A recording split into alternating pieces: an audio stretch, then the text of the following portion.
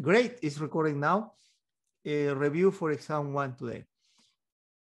First question says find the limit as x approaches -1 from the left and from the right, right? And the evaluation of the function at -1. So if we identify the position of -1 is here, right? -1.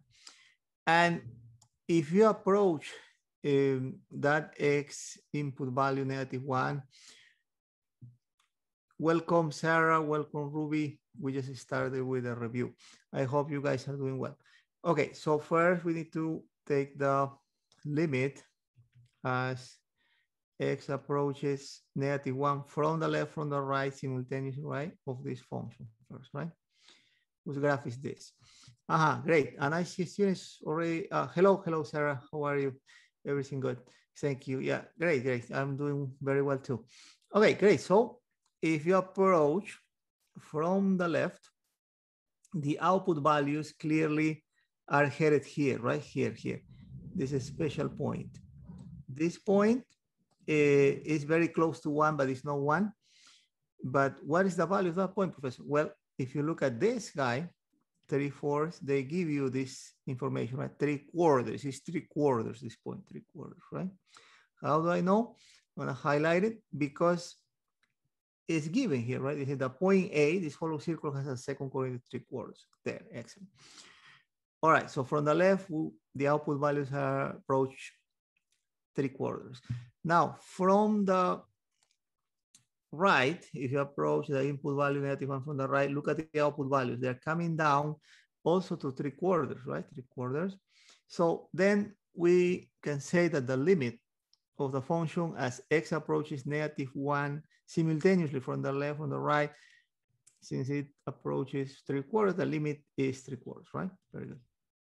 Now, remember, this limit may not coincide with the evaluation, right? Because remember, limits are all about what happens in the neighborhood of the input value, right? Not right at the input value necessarily. So here they're asking you, what is the evaluation? Some students figure it out, I think, right? Sarah, hi, how are you? Okay, great. So the evaluation, for the evaluation, guys, you look at, I'm gonna highlight it for you to remember, look at the solid circle, right? Solid circle gives you the evaluation, right? This is empty circle, not there, it's here, solid circle. But the solid circle turns out is here, right? Located at -1. So there's -1, right? Follow, guys? So putting these two together, look for the one who is saying these two things. Very good, guys. And that is clearly this, right? In order, looking first the limit, then the evaluation, this, right? Very good, guys. Yeah, any comments, any questions are welcome as I'm going along, okay? If we encounter similar forms, I will just say, let's skip this, it's similar to that, right? So, but if you feel like I should go over that question, just let me know. Second question, find the limit of a function f of x as x approaches 0 from the left, and find the limit of the function f of x as x approaches 0 from the right. Let's write it down here. Limit first of f of x as x approaches 0 from the left. Professor, how do you know we are approaching 0 from the left? Because of this negative sign, right? This negative sign tells you that you are approaching 0 from the left. Anybody in the chat could tell me by looking at this graph, what is this limit, this sided limit as x approaches 0 from the left? I'm gonna give you a hint here. 0 is here, right? So if you approach 0 from the left, try to catch where the output value is going. I see. Oscar, excellent, Oscar, right? Very good. 4, right? 4, look, it's going to 4. The output values are going to 4, right? If you approach 0 from the left. Now, this is 4. Right, this is 4. But this is a sided limit, right? Now, what should be the limit of the same function f of x, but now as you approach 0 from the right? Professor, how do you know you're approaching 0 from the right? Remember, this plus sign on top of 0 means you're approaching 0 from the right, right? So what would be this? Anybody? I will give you a hint. Now we are approaching 0 from the right, right, to the input value 0, which is here, right, from the right, and we're gonna try to catch where the output values are going. Ruby. Very good, Ruby. Yeah, you made my day. Ruby saying -1, right? It's here, clearly -1, right? Very good, excellent, -1 there. So that's it, -1, and that basically tells us the answers, right? Yeah, great, guys. Yeah, sharp. This is it, this guy. Moving on. Next question deals with the same. Yeah,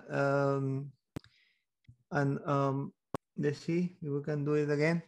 Anybody could tell us directly here what's the answer for number 3? Yeah, while I welcome more students. Yeah, welcome, Adriana. We are going over the review. Yeah. Great. Yeah, see, right? Very good, Ruby. Very good, Oscar. Very good, right? They are asking here for the limit of the function f of x as x approaches 0 simultaneously from the left, from the right, right? There's no sign on the top. So let's see. And also they are asking you for the evaluation at 0. So if you approach from the left 0, clearly the output values are going to 0, right? 0. And the same happens if you approach 0 from the right. Also, the output value is going to 0, so that gives us the right to say that this limit is 0. But now the evaluation, remember, may not coincide with the limits, because limits are not necessarily related to the evaluation, right? Limits are related to what happens in the neighborhood of the input value 0, right? Not necessarily precisely 0. So for the evaluation, again, as a hint, hopefully this will help, look at the solid circle, right? Not at the empty circle, right? Evaluation, solid circle. 6, right? Excellent, guys, excellent. Yeah, very good, very good. So in order, look, first the limit 0, and then the evaluation, right? Notice this is written backwards. So be careful, guys, when you take the exam today or tomorrow.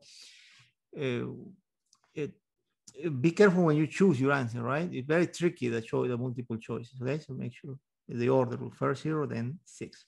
Great. Moving on. This one, they are asking for the limit of the function f of x as x approaches 0 simultaneously, right? From the left and from the right, right? Because there's no signs. Anybody could tell us what's the answer there? For this question? Yeah.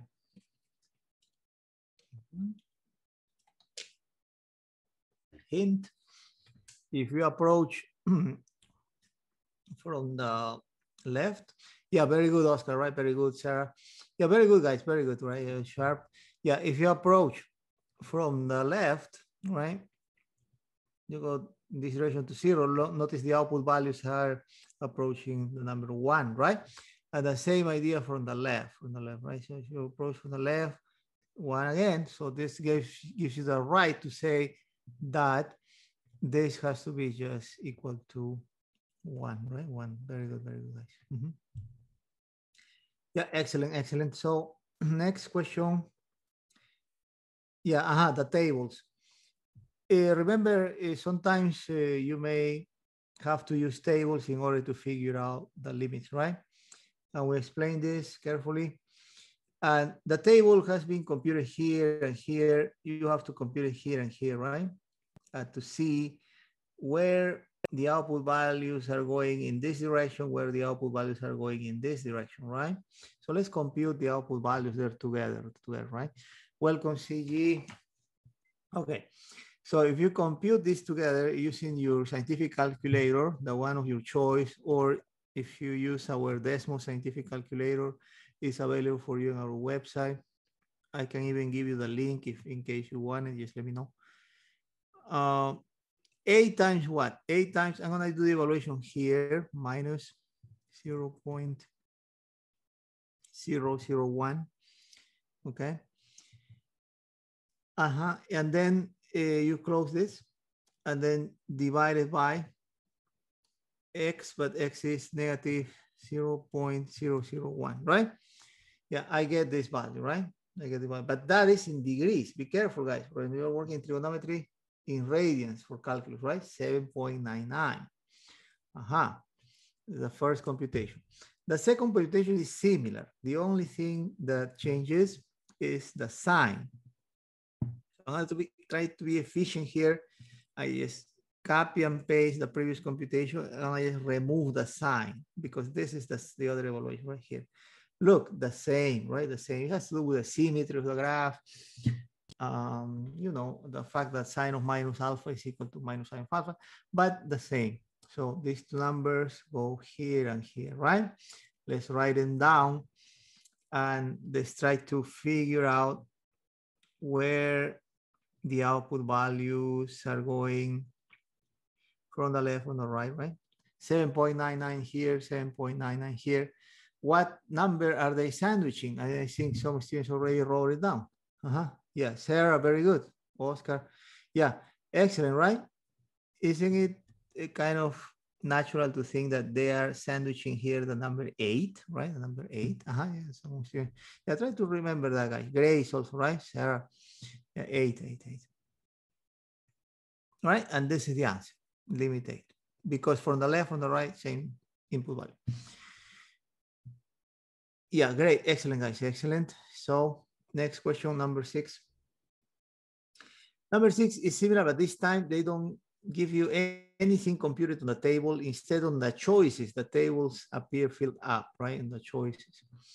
All right, so let's go ahead and do it. For that, since the limit is computed the number 4, and the number 4 is between these two, I'm gonna just kind of focus on figuring out what is happening at this output value, right? So I'm gonna do two evaluations, one at this value, one at this value, okay? So again, I take my scientific calculator and I evaluate at 3.999 first. So what is 3.999 minus 4, right? Highlight this slash, right? Or you can use this form too for fractional form, is equivalent. Then I need a square root. A square root, guys, is here. Or if you are using your own scientific calculator, you should know where square root is there in your calculator, right? Minus 2. Notice I get this guy. Now, the computation here is going to be similar, okay? So just to be efficient, I'm going to just copy and paste this.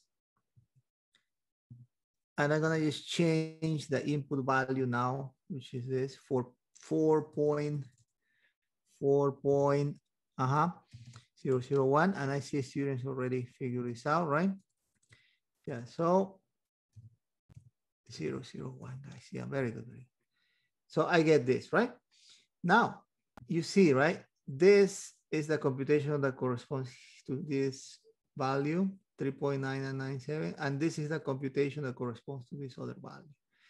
The question is, right, what number they are sandwiching here? Sorry for the informal term sandwiching, but it's kind of useful, I guess, to figure out what number is in between, right? That's the idea, what number is in between. And I see Sarah figure this out already, Grace. Yeah, so clearly these are sandwiching the number 4, right? 4. From the left, from the right, 4. So 4 should be the limit, right? Should be the limit 4. Very good. So look for that. And then this is this, right? And also when you look at the computations, right, you can see, right, that here, this is this, and this is this, right? So it makes sense. So see, right? Very good, very good. Yeah, we're gonna just write this directly. Yes, so. One. Or maybe I can write here 3.999, 4.0. The output here was 4.0002, I think. So they were sandwiching this number 4, right? Excellent. Great. Excellent. This one now, number 7. So far in these two tables, there was convergence, right? meaning we were going to the same real number from the left and from the right, okay, from the left and from the right, right? But sometimes some tables may not convert. From the left and the right, they may give you different values. This is one of them. For example, here, if you compute your function here and here, you will see that. Let's compute that together. So I gotta do cosine of 7 times. I'm gonna focus on these two, the closest to my input value of interest, 0, right? These two. You can do these two also to confirm, right? But these two are the important ones. First, I gotta compute this at 0.001. And as you can see, students already figured this out, which is good. Yeah. All divided by this, the same value, right? Minus 0.001. And now, guys, remember, this computation must be done in radians. So radians there, right? Big number, minus 999.97, almost 1,000, right? All right, that's that. And then the second computation, this is this computation, right? The second computation is similar. Professor, similar? Yeah, because the only difference compared to the previous computation is the sign, right? Look, this is negative, this is positive. So I just copy and paste the previous computation and I'm just removing the sign. Look, now 999.97, almost 1,000 positive, but this is negative, right? Negative minus 1,000 almost, positive almost 1,000. So this is telling me that when you evaluate the function at this value, this is going down to negative 1,000. This is going up to 1,000, growing, right? There's no way for these two guys to be the same, to meet, right? Look, positive is negative. So in those cases, guys, whenever this happens, you know that you have to say that the limit does not exist, right? Very good, Sarah, very good. Very good, very good. Yeah, because there is no convergence. Yeah, that's an important word in mathematics, convergence, right?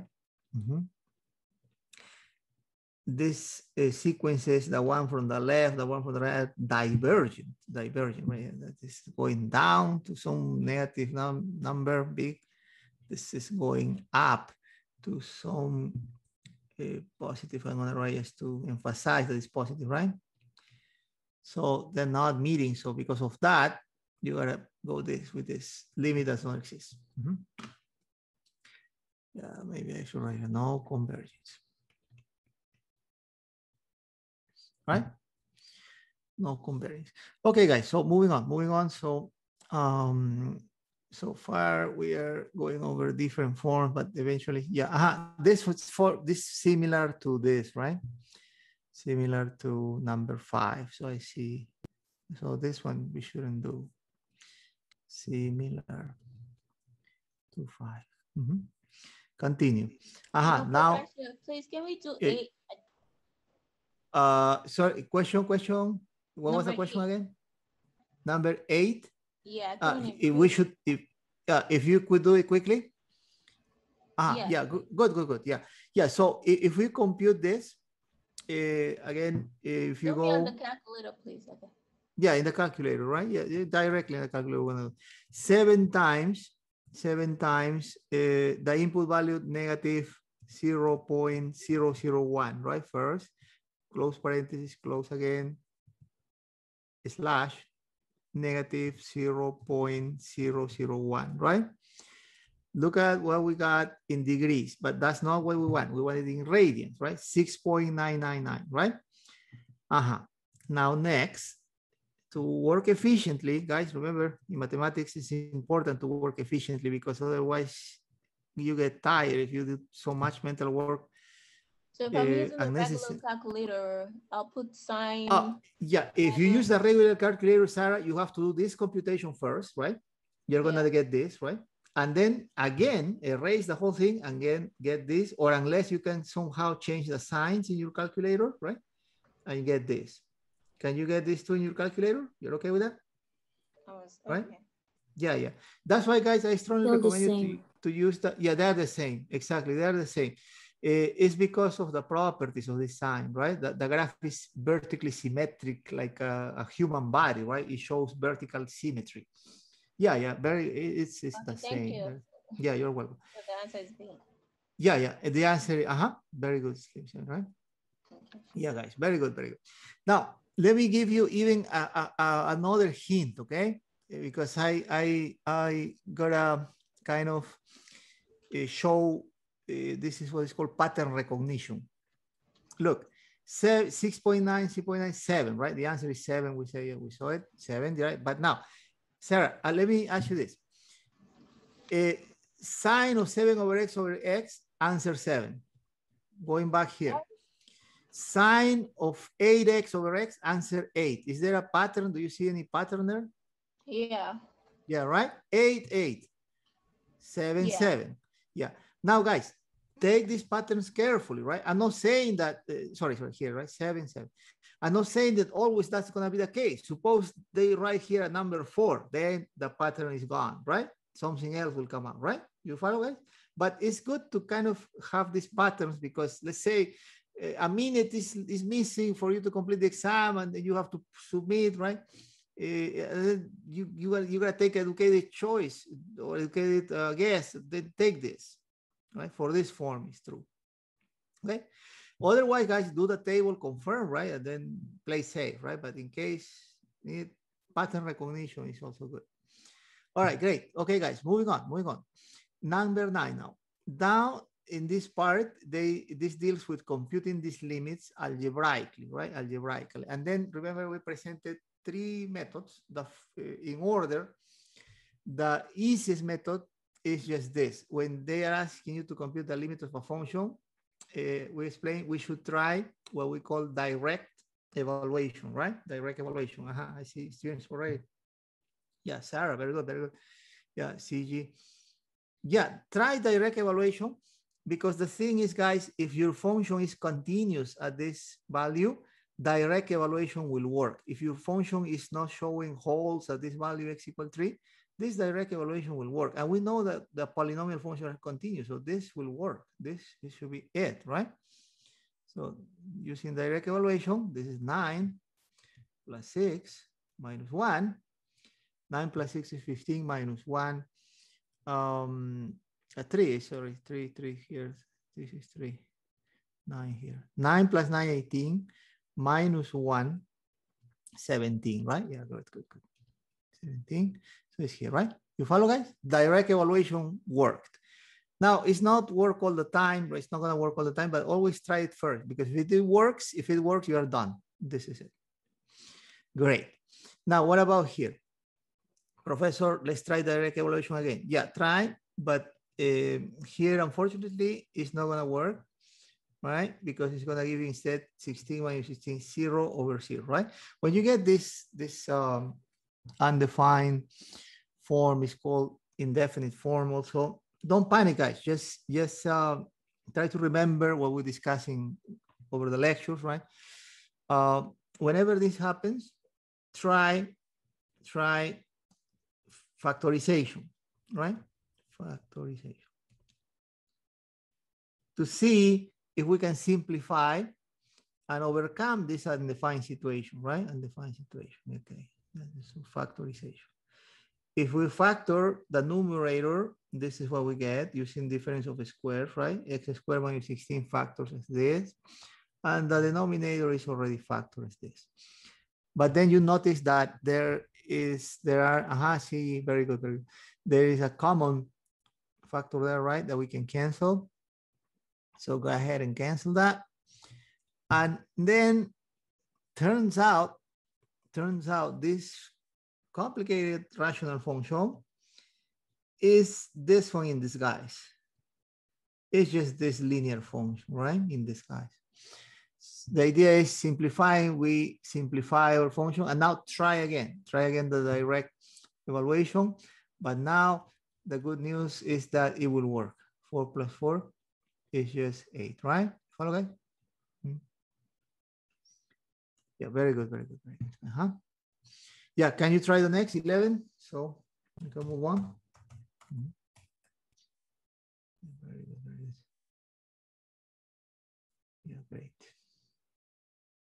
So far, so good.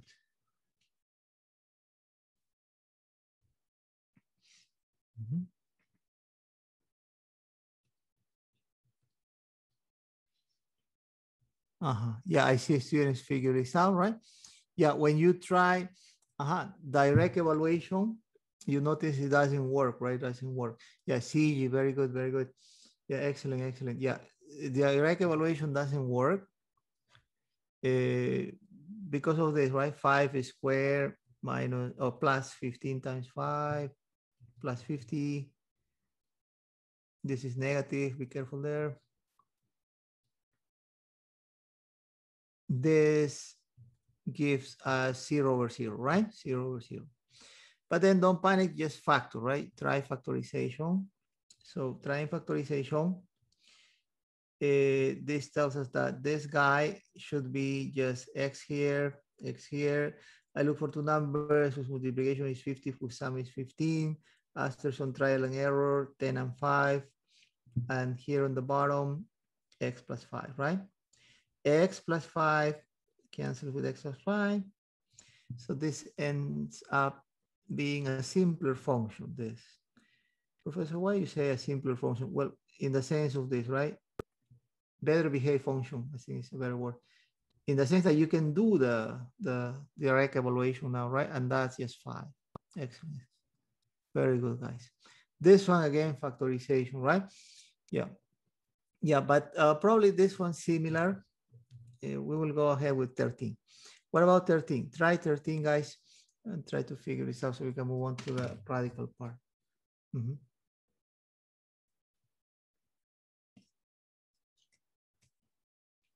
Yeah, this one, 13, right over there.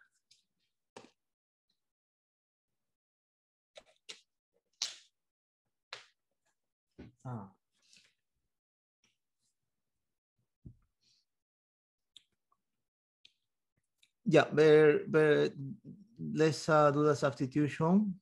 And we notice that this substitution leads to 0/0, right? 0 here, 0 here. Don't panic, just factor, right?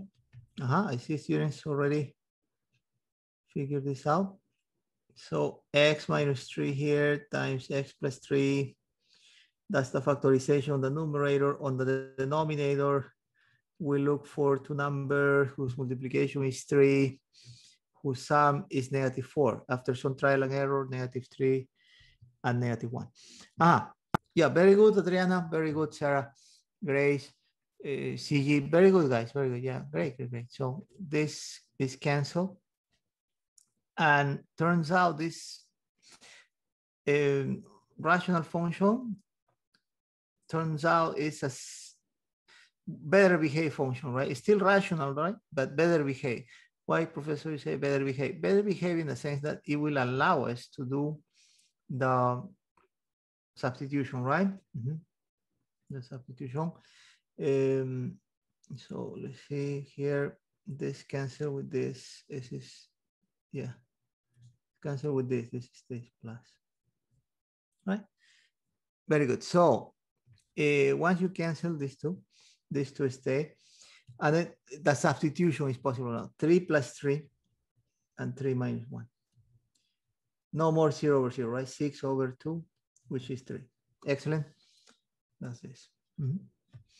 Very good, guys. Very good. Yeah, so now let's go over the radicals. Let me show you this. When you have radicals, remember we have this technique. It's called multiply by the conjugate, right? By the conjugate. Yeah, notice that if you attempt direct evaluation, unfortunately it doesn't work. Give us 0/0, right? But now, since we cannot do factorization, right? There are radicals there. We instead multiply top and bottom by the, Sarah, very good, very good. By the conjugate of this guy, right? Which is this. The conjugate, right? Plus x plus 1. Now you have to do the algebraic work there. The algebraic work, big line here. This times this is this a square, right? A square, but the square will cancel the radical. So you will end up with 1 plus x, right? Again, I will repeat, a square root of 1 plus x times the square root of 1 plus x is a square root of 1 plus x, a square. The square cancels the radical. You get this. This times this is itself 1 plus x square root. Now this times this, opposite. And 1 negative times 1 positive, negative 1, right?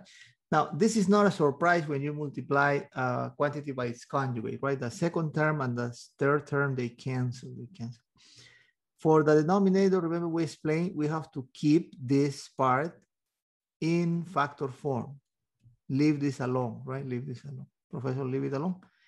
Why? Well, you will see it now, because once you remove 1 minus 1, 0, x is left, right? X is the only value left. And basically, that's the reason why we leave the denominator alone, because we don't want to miss, this simplification. X on the top, the only term left, x on the bottom. So that is why we kept this in factor form, to do this cancellation. This guy cancels with this guy, right? And what is left? This guy. Now, what is left, it will allow you to do the direct evaluation now. You will see. Right? So put 0 there. 0 plus 1 is 1. The square root of 1 is 1. 1 plus 1, 2. So 2 after doing the direct evaluation on the bottom, and direct evaluation on the top, 1. 1/2, right? 1/2. That's it. Very good, guys. This one, similar, right? Similar. So I leave this for you to do, okay? Let's go ahead with this form 16 so we can move on. 16 is telling me to compute the limit here as h approaches 0.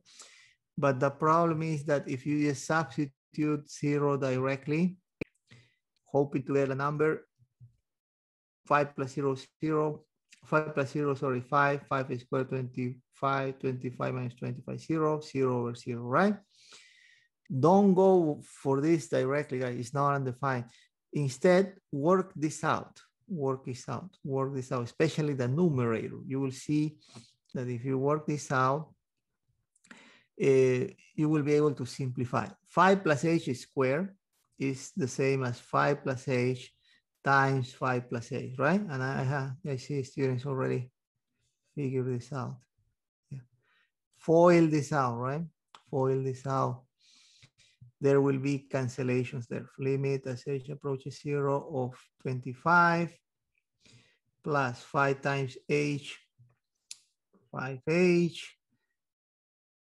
h times 5, 5h, h times h squared, right? H squared minus 25, all divided by h.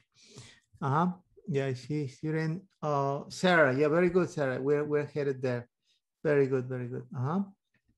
Yeah, so simplify, eliminate 25 minus 25, 0. 5h plus 5h, 10h, right? 10h.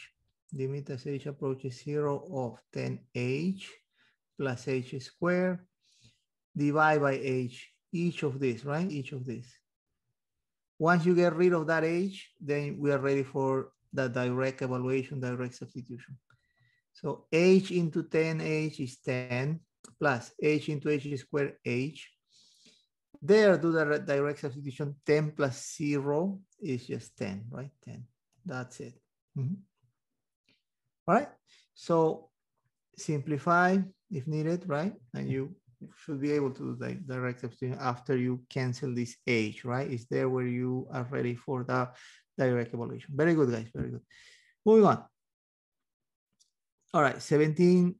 This question is related to limits, one-sided limits.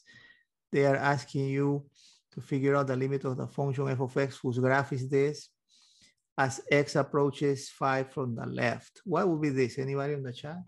Or verbally, you can tell me by looking at the graph. Minus infinite. Adriana? Very good, very good. You are sharp today. Very good.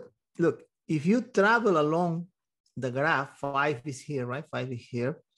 I kind of approach 5 from the left. And why from the left, Professor? Because of this. This is telling you to approach from the left, right? The sign up here, minus makes from the left.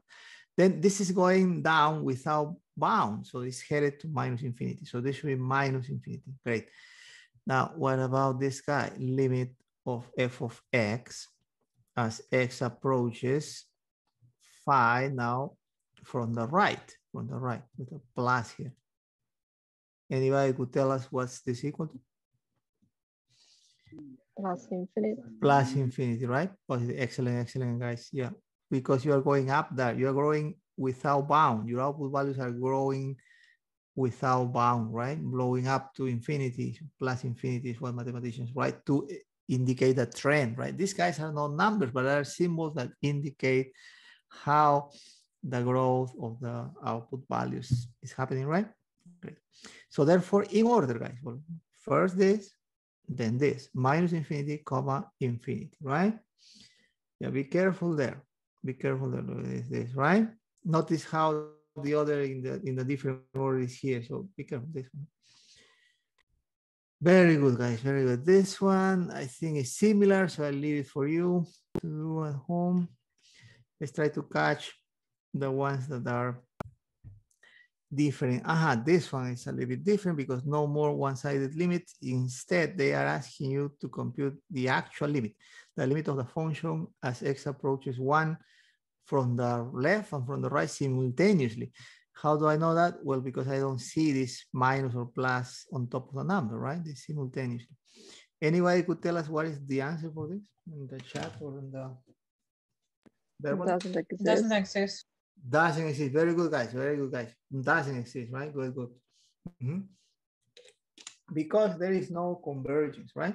From the left,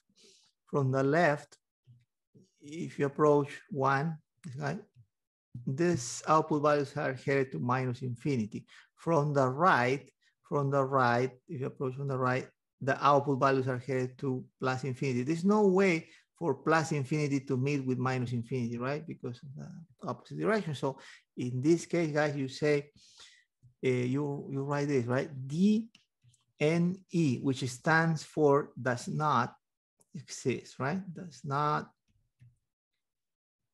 exist. Yeah, and this is what they have written there, right? Does not exist. Very good, very good. Another one, number 20 now. They are asking you to figure out the limit here, the limits, right? It's a one-sided limit. It's limits of this function as x approaches 4 from the right. Anybody could tell us what's the answer then? 1, plus 2, infinite. 3, 4. Plus infinity, right? Remember the graph of this guy is just this guy. It's just this guy. Be careful there. It's not the volcano, it's the other one. This guy, right? And you can check this. Double check, right? It's this. I have shifted this 4 units to the right because this is what this does, right? Now, if you approach 4 from the right, very good, right? From the right, then the output values are clearly growing without bound towards positive infinity. So this one definitely positive infinity. The plus sign, you don't have to write it there, right? Very good. But Professor, I thought you said we look to the power sign. That if it's like a positive, negative. Yeah, this power, you're talking about this positive sign on top? Yeah, no, like x minus 4 doesn't have no doesn't have. I see. Yeah, so, if it doesn't have, this is like raised to 1, right? To 1. This is odd, right? This is another way. It's odd, right? Yeah, when it's odd, you gotta look at this graph, right? The graph of when it's odd, you work with this graph. Y equal 1 over x for odd, right? When it's even you work with a volcano, right? With this. This is another way to do it. Yeah, good. Yeah, but so why is it positive infinity? Oh, because this is the graph, right, Sarah? This is the graph, right? This is the graph of this, shifted 4 units to the right, this guy, right? Oh, I see. You're right? Yes, you see it? Yeah, and then from the right, look, you're going up, right? Positive infinity, right? You follow? Yeah. Yeah. Very good, very good. Yeah, yeah, work with this graph. The next, we're gonna work with this graph because this is even, right? Even, yeah, maybe we should follow that approach. 2 is even. So work with the volcano, right? Try to figure out number 21. There is a volcano that has been shifted 10 units, 1, 2, 3, 4, 5, 6, 7, 8, 9, 10. Not so important the shift because the shape doesn't really change, right? It's gonna be this volcano. All right, but what is this? Now from the left, right? There's a negative sign there. From the left, what is it, where the output volts are going? Here, Oscar, Sarah, positive infinity, right? Very good, guys, very good, right? From the left now, positive infinity, yeah, positive infinity, yeah. Positive infinity, right? From the left. Yeah. Mathematicians don't write the plus sign when the answer is plus infinity, right? So that's it. Very good, guys. Yeah, moving on, moving on. Yeah, there's another one here. This one is similar to 21. Yeah, so you work, and this is similar to the first one, right? This 20. Yeah. Yeah, similar to 20. Yeah, I'm gonna try to look for different forms. Okay, great. So we're good. Now we enter this part where they will ask you to compute vertical asymptotes of a given graph, right? For the vertical asymptote, remember we have this shortcut set denominator equals 0 after simplifying, right? After simplifying. Very important, this after simplifying. Set the numerator equal to 0. This is in simplified form. There is nothing to factor, right? So since it's simplified, I set this equal to 0. And this, of course, gives you x equal -6 as your vertical asymptote, right? Very good, 24. Excellent. Try this, guys. Remember, first simplify and then set the denominator equal to 0, like 25. Yeah, very good, Sarah. Yeah, we were there, right? Yeah, very good. Yeah, for 25, very good. Yeah, simplify first, and then after that, set your denominator equal to 0, right? Yeah, very good, Grace, Oscar. Yeah, be careful with the simplification, right? If sometimes it simplifies. In this case, however, doesn't simplify. Anything that simplifies, because when you factor, nothing can be canceled, right? X plus 7 is not the same as X plus 1, not the same. So it stays the same. Since it stays the same, then we set the denominator, which is this in this case, equal to 0. And this is going to tell us where the vertical asymptotes are, right? We explained that this can be done also with limits, but it's more complicated. So I'm trying to give you a good alternative. This will be the vertical asymptote, right? X equal 1, the equation of the first vertical asymptote, X equal -1, the equation of the second asymptote. Therefore, this is the one we have to choose, right? Great. So moving on. We reach this part of continuity now. Remember, continuity, it's all about the graph not showing holes, not showing jumps, not showing gaps, right? So here, what should be the answer? They say find all points where the function is discontinuous. Hint, travel along the function and pay attention to where there is a hole, a jump. There's clearly something wrong, right? Yeah, students already figured this out, right? Yeah, Oscar, very good, Sarah, Adriana, yeah, great, right? Yeah, so this is where there's a hole here, right? And it's called removable discontinuity, right? This because of this. Excellent, guys. Yeah, next. Another one here where the discontinuity happens, right? They're asking you to do that. Hint, look for where the function breaks, right? Where is the break? And clearly it's there. Yeah. Breaks, jumps, they are not good for continuity. So this is where the function is discontinuous, right? Yeah, very good, Adriana, Sarah. Yeah, clearly at x equal 1, right? Just there, right? The rest will continue here, but it's just here at x equal 1. Be careful there, 27, 28. 28, similar question. Where the discontinuity happens. And for that, I would say, let's pay attention to this. We call it infinite discontinuities, right? Yeah, very good. Excellent, excellent. At x equal 3, right? 3. Yeah, very good, Adriana, Sarah. Yeah, very good, guys. Yeah, sharp. Yeah, so try to remember that, right? When you take your exam, something similar should come out. Now time to deal with this continuity over intervals, right? Connected components, right? That's the idea. Yeah, so they give you the graph. This is the graph of this piecewise function. They say, is the function as a whole, right? As a whole, continuous over the interval minus 2,4. Minus 2,4 is here, minus 2,4, right? Minus 2,4. From here, I think goes all the way up to here, right? Over this interval, is the function continuous. Well, here notice continuous up to here. Jump, gap, continuous here. So problem there, right? So therefore, yeah, very good, sir. No, right? No, because of this, right? No, because of this guy. Yeah, this is what we call a jump discontinuity, right? Very good. Now, here the question is a little bit different. They're asking you for the vertical components, the connected components, right? What are the connected components here, right? So for that, remember I explained travel along the graph. For example, here from left to right, let's do it, right?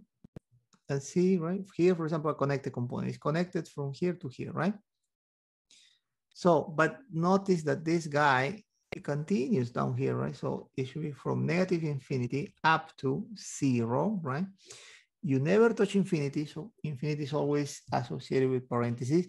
We are not touching 0. Why you say that, Professor? Well, hollow circle there, right? Hollow circle, parentheses, right? This is continuous over here, right?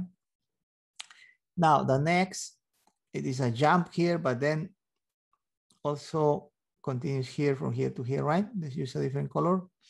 For example, green. And then from here to here, right? Again, connected, right? From where? From 0 up to 2, right? Up to 2. So from 0 to 2. So union 0 now with brackets, because notice now 0 is associated with solid circle here, 2, solid circle, comma 2. And union,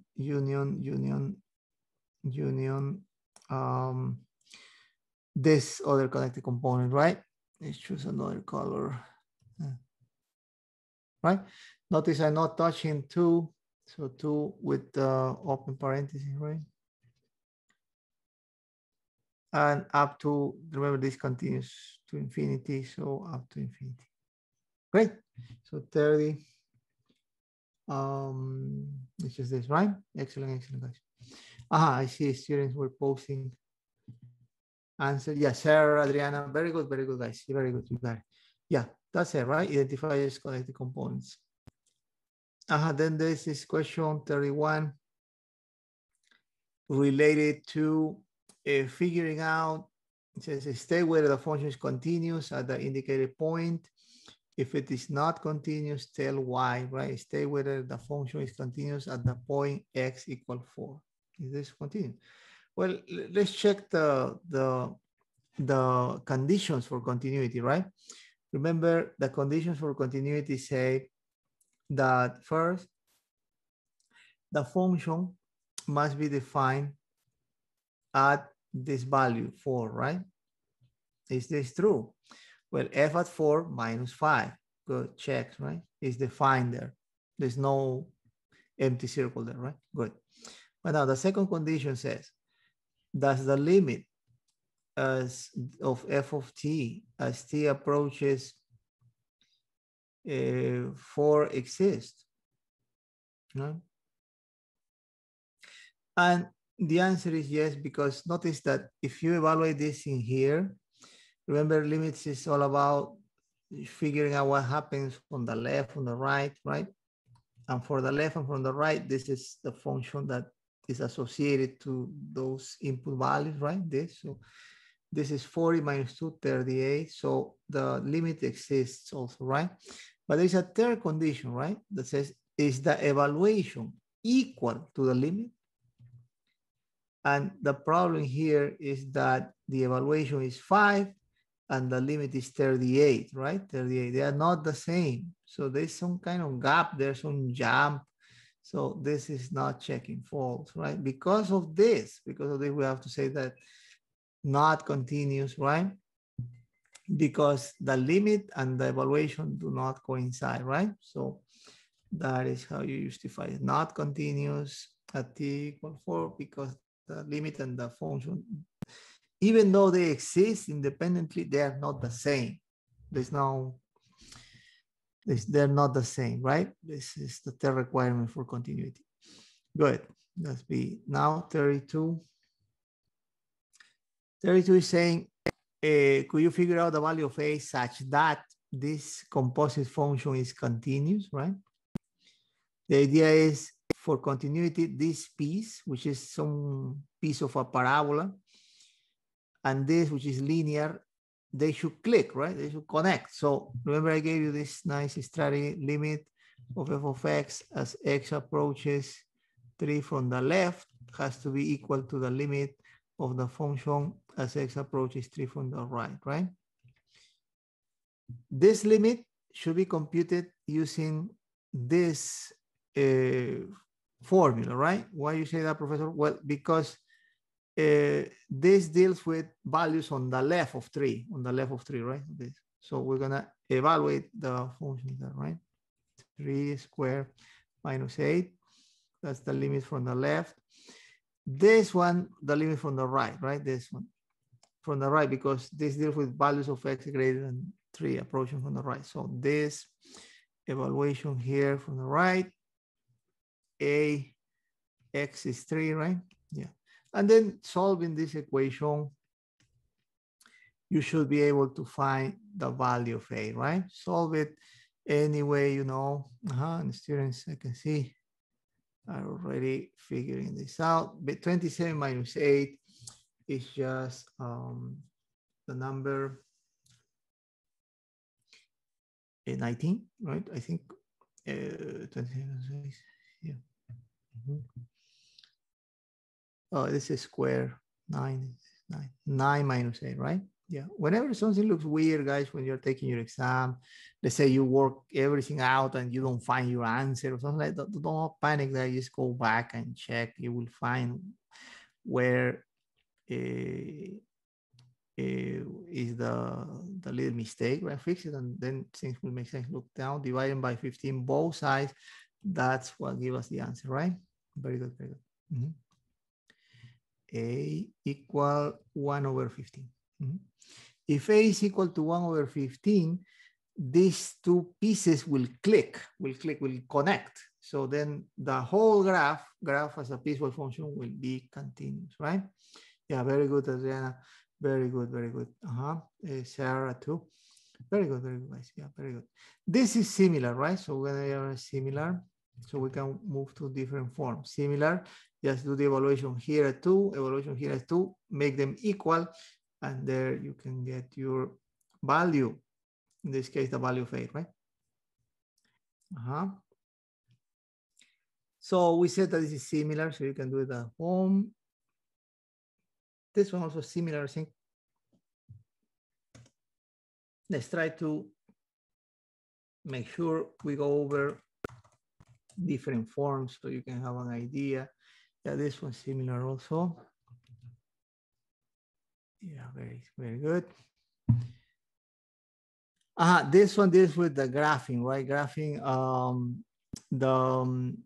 it says graph y equal 2x squared and the tangent to the curve at the point whose x-coordinate is 1.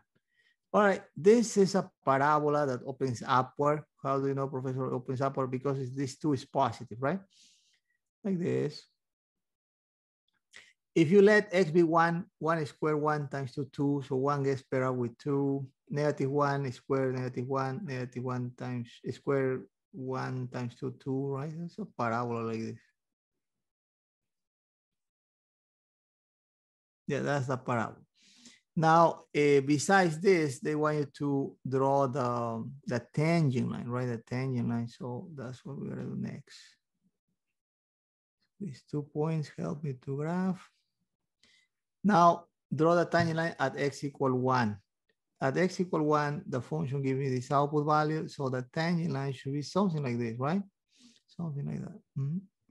Make it closer. Like this, right? And then when you look through, is this, right? You follow, guys? This is this. Any question?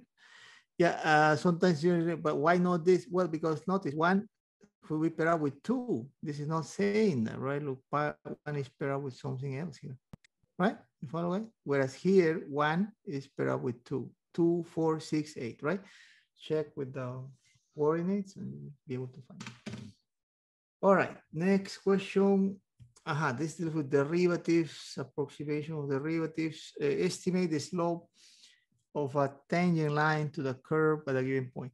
This word estimate means approximate, right? Approximate. Doesn't have to be exact, approximate. For that, guys, I gave you this hint, right? If we use something like this, a curve like this, they want you to approximate the slope. Just look at the grids, right? Try to follow rise over run. Pick exact points whose coordinates, x coordinate and y coordinates are exact. For example, this point would be good. Then, for example, you can go and run 2 units here and then rise 1 unit here, right? 2, run, rise 1, slope, rise over run,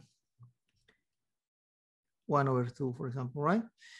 You may say, Professor, what if I take this and I run 4 and then I rise 2? 2 over 4 simplify also will give you this the same, right? So it doesn't matter which 2 points you take, just take 2 points and use rise over run. That's the slope of that tangent line, right? Very good, very good. So moving on.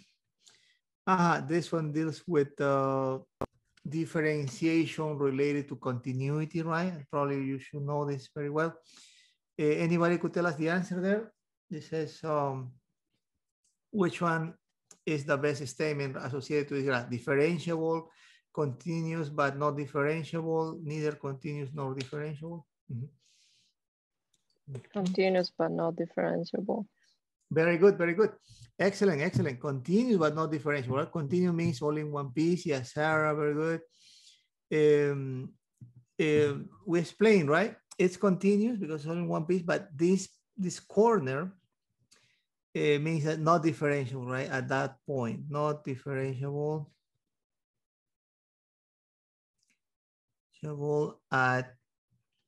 At x equal minus 1, right? Which is this. So because of that, very good. Continuous but not differentiable. Excellent. All right, guys. Another one here. This is a little bit trickier. This is a parabola now, right? Differential, continuous but not differentiable, neither continuous nor differentiable. Remember, there is a theorem that says that if a function is differentiable, then it is continuous, right? Right? Differentiability is stronger than continuity. Differentiability implies continuity, right? So if it's not continuous, it cannot be differentiable. That's the thing, right? And this is not continuous, look, a hole there, right? That is why it cannot be differentiable, right? So for this one, guys, you have to go for the last one, right? Neither continuous nor differentiable, right? It's not continuous, not all in one piece, there's a whole, and it's not differentiable neither, even though it's smooth here, but the fact that there is a whole, it cannot be differentiable, right? Remember, I explained a good way to look at differentiable functions is this. Differentiable functions are like super continuous functions, right? All in one piece, but also smooth, but it must be all in one piece, right? Otherwise, no. All right, great. Next, estimate, again, slopes. For this, again, try to catch a rise over run approximately, right? Estimate the slope, look, -1, 0, 1, and define. Remember the mountain mnemonic device, right? If you're going up, it's slope positive. If you're going down from left to right, slope negative. If you are on the top, slope 0. And if you try to go against the mountain, you can't, so undefined, right? So this, I would say, looking at the choice, right? 1/1, right? 1 to 1. So you follow that? Approximate, right? It's the estimate. Cannot be negative because negative would be like this, right? Yeah. Okay, so this one, again, estimate. Rise, take, rise over run, look, rise like 1, run like 2, right? Twice as much as this. So 1/2 positive. How do you know, Professor, it's positive? If you walk along the tangent line, you're going up, right? 1/2. For 40. Yep. And this one, who can tell us what do you think is the slope of this approximately? I'm gonna give you a hint. If you walk along this, you're going down now, so your slope has to be negative. Slope negative. So yes, look through, right? It's an approximation. So look, among all this, the only negative is the excellent. See. Yeah, Sarah, right? Yeah, very good, very good. Excellent, Sarah. Yeah, excellent. Right? -1. Well, Professor, what is the rise over the run? If you want to use rise over the run, you can use this, right? More or less, right? Not saying that it's exactly, but 1 and 1 more or less, so, but going down. So 1/1 - 1. Here, the same, right? But here is, this is steeper than this. I think here, if you do rise over run, this is like 1, this is like 2. So -1/2, because if you walk from left to right along the tangent line is decreasing, right? So negative. Very good, very good. All right, guys, now we reach this part taking derivative, right? Derivatives. So what is the derivative of this? Anybody could tell us for 43 quickly?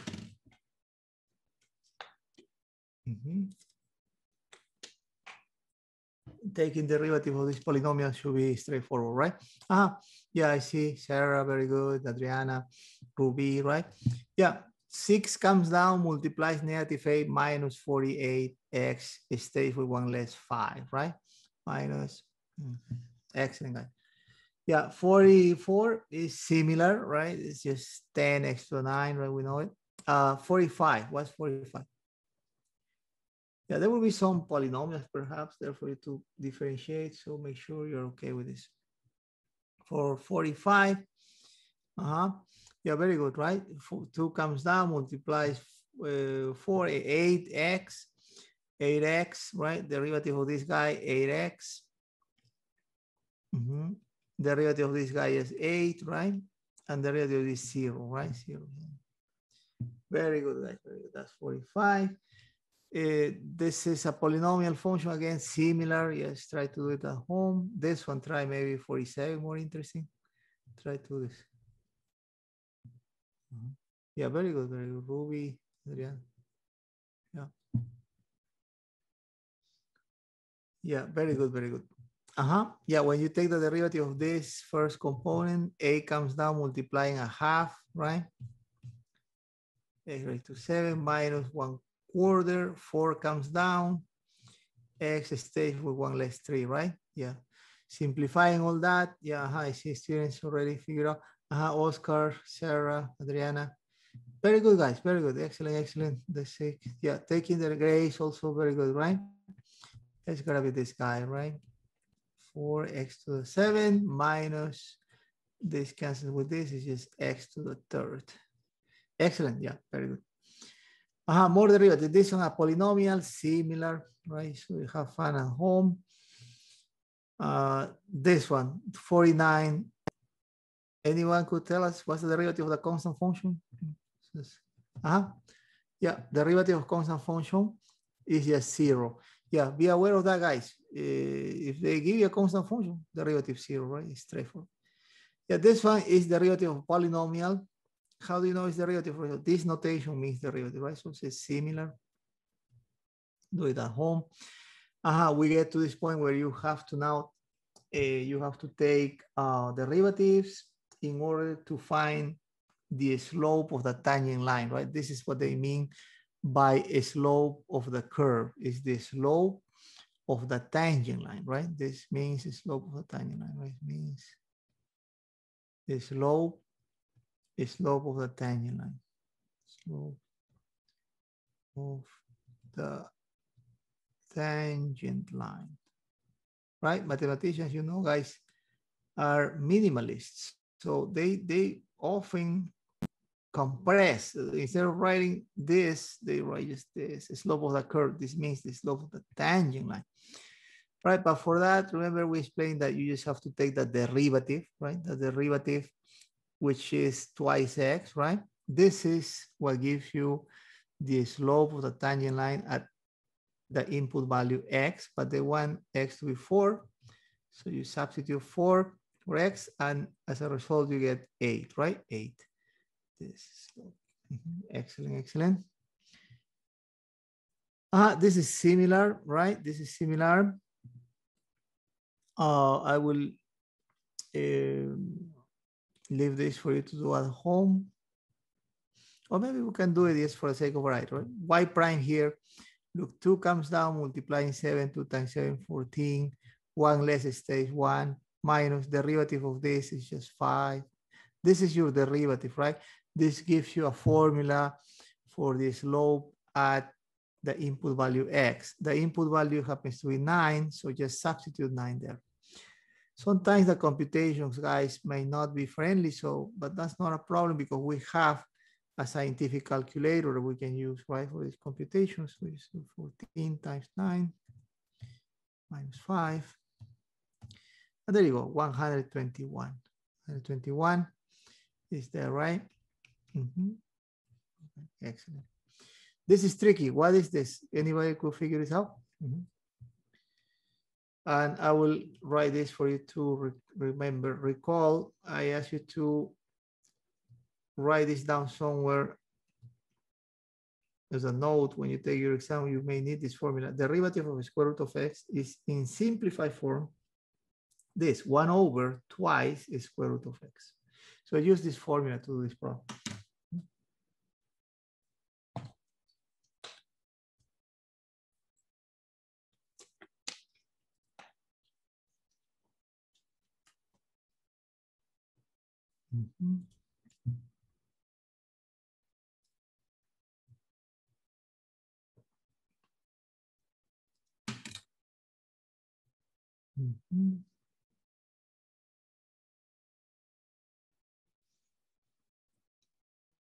All right, let's do it together, right? Using this formula, my derivative will be what? 8 is just a constant. So the number 8, you can pull it out. And then you focus on this derivative, right? You take the derivative of this, which I'm going to write here. You see, students are really figure this out. Ruby, very good, excellent. Yeah, very good, excellent. Yeah, so this is this, right? 1 over twice a square root of x. This is the derivative, right? But now they want you to do this at x equal 4. So not a problem, just substitute x equal 4 there. And do this carefully, right?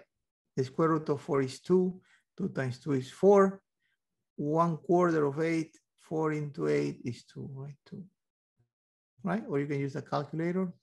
You will get this. Excellent. This one's similar, right? Similar. Next, let's see the next. This one also similar, right? A hint, just use this. Instead of writing 4 over x, write 4 times x raised to minus 1. Then take the derivative, substitute at x equal 3. This should be similar. Let's go over this other section, which deals with not only computing the slope, but using that as a way to compute the equation of the tangent line, right? I'm gonna do this 57, and this will be similar to 57, okay? Similar to 57, which I'm gonna do. For that, when they ask you for the equation of the tangent line, first compute the slope by calculating the derivative here. Derivative of x squared is twice x. Derivative of x is 1, so twice x minus 1 is the derivative at any input value, right? But they want you to compute this derivative at this input value, 3. So the slope of the tangent line then should be equal to twice 3 minus 1. Twice 3, 6, minus 1, 5, right? 5. So work with this slope 5. And this point, they give you a point here, 2,7, right? This 3,6, sorry. 3,6. All right, 3,6. And I use this form for the equation of a line. It's called point slope form. Point slope form. I'm going to use also in calculus too. So try to get used to it. So y minus y1, which is 6, equal a slope, which is 5, x minus x1, which is 3. Work this out carefully so we don't make any mistake, right? So minus 15 here, add 6 to both sides, and that's basically it, because this will be 5x minus this sum is just minus 9, right? So Professor, I have a question. Sure.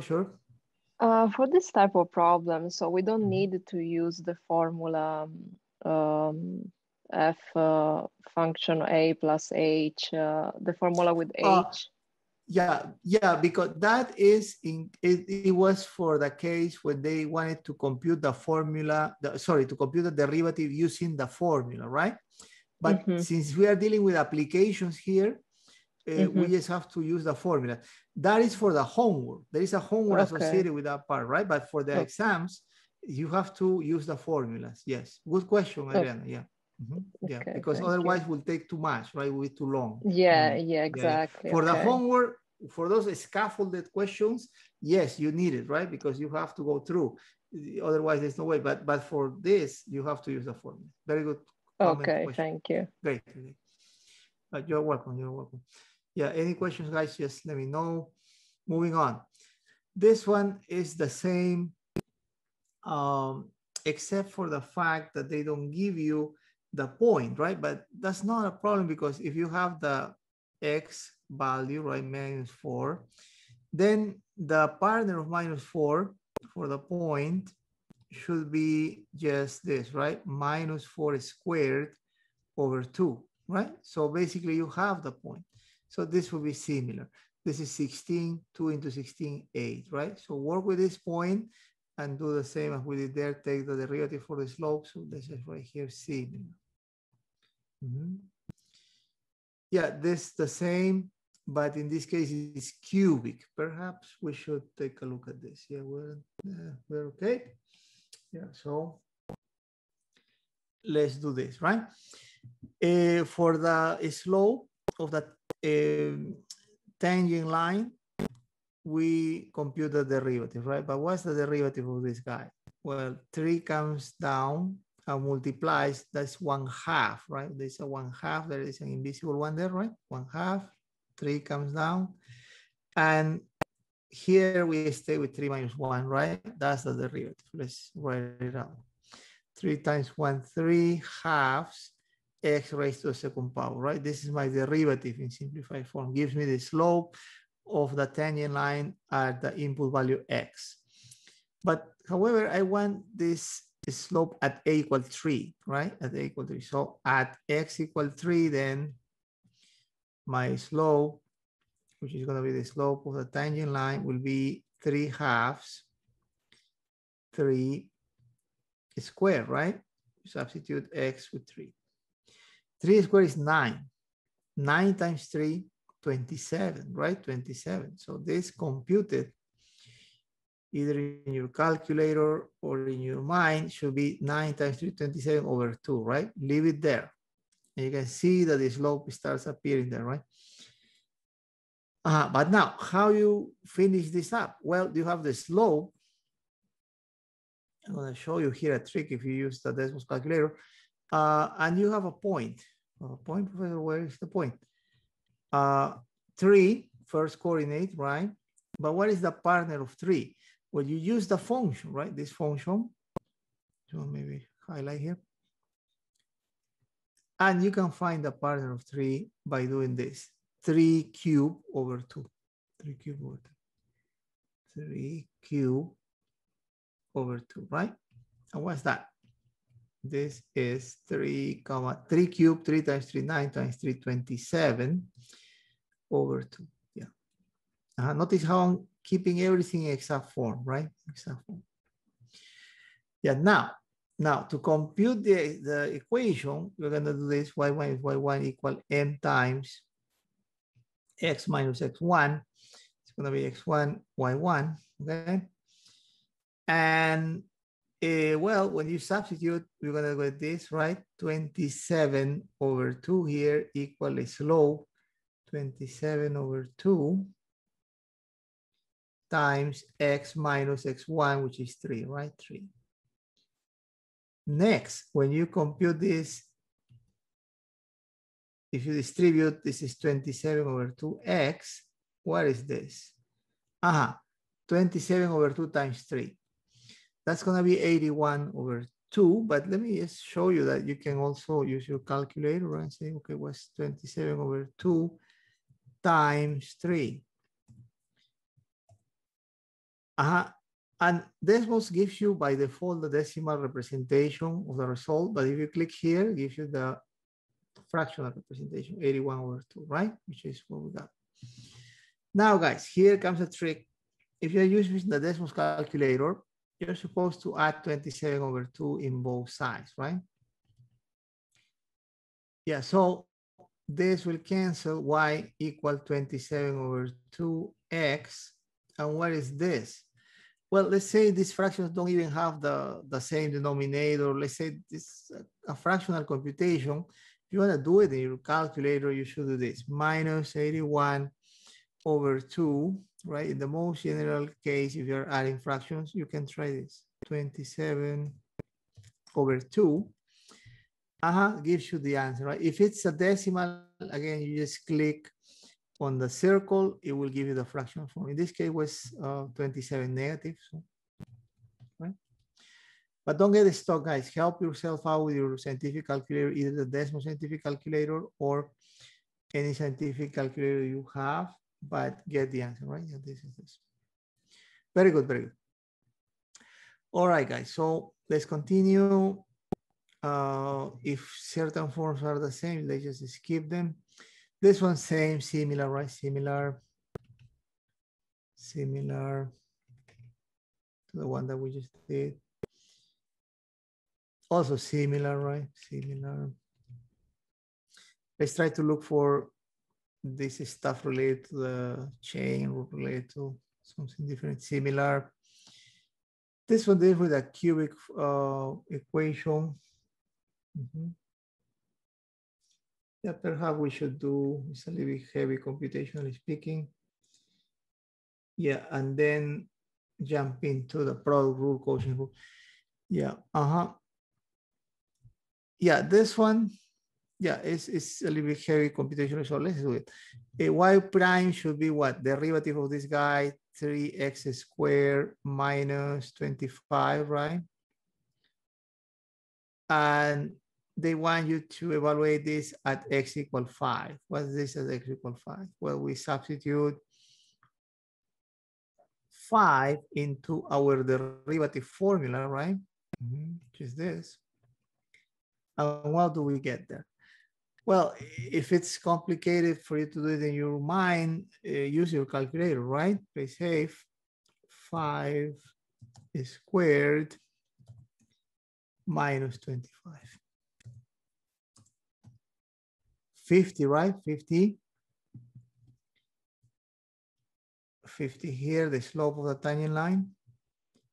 And with this 50, a slope 50, together with a point, Professor, what point you're talking about? They are giving me just the first coordinate. When they give you the first coordinate, it's not hard to get the second coordinate by just plugging the first coordinate into your function, right? So you do this. And again, guys, if this is something that you cannot compute in your mind, use the calculator, right? You can use our calculator, this guy. It's gonna be, I think, 0, but let's check. 5 cubed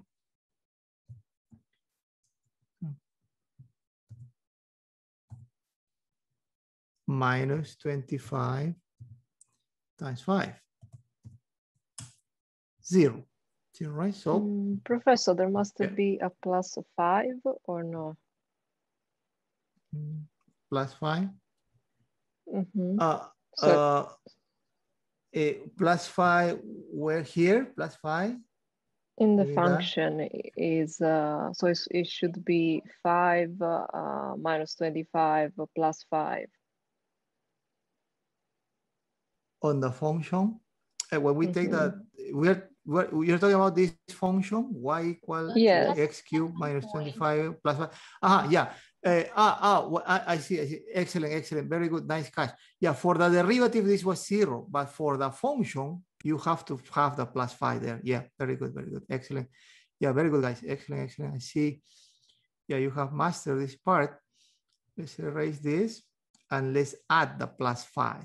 The plus 5, right? Yeah, because otherwise it's not gonna be right. So this guy is not 0, it's 5, right? 5.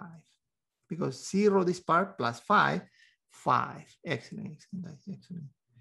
So 5,5 is the point. All right, now having the slope and the point, we use y minus y1 equal a slope x minus x1.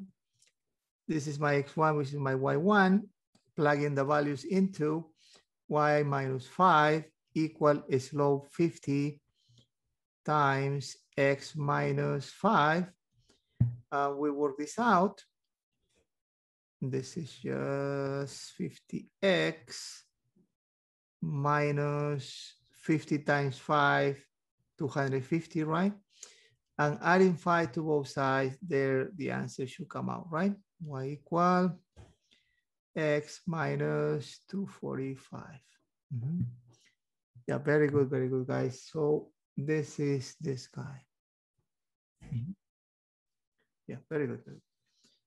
All right, now I think we reach this part where we have to deal with product rule, quotient rule. Eventually we will get this trigonometric function, so we're gonna spend some time there, right? So can you try the first one as a way to remember the product rule? Can you try this? F here, G here. Recall F times G, the derivative of that, if S prime G plus G prime F, right? Try this out. It's quick. Use the product rule. Sometimes students ask me, Professor, what if I just multiply and take the derivative? That also works, but consider that later when we use sin, right? These guys start having exponents, exponent 5, exponent 3, then it's that idea of multiplying out might not work always, right? So make sure you know the product rule.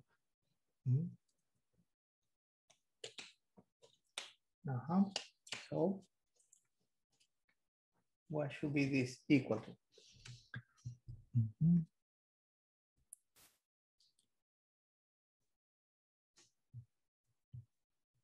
Yeah, and then probably we'll do this. All right. Number 65.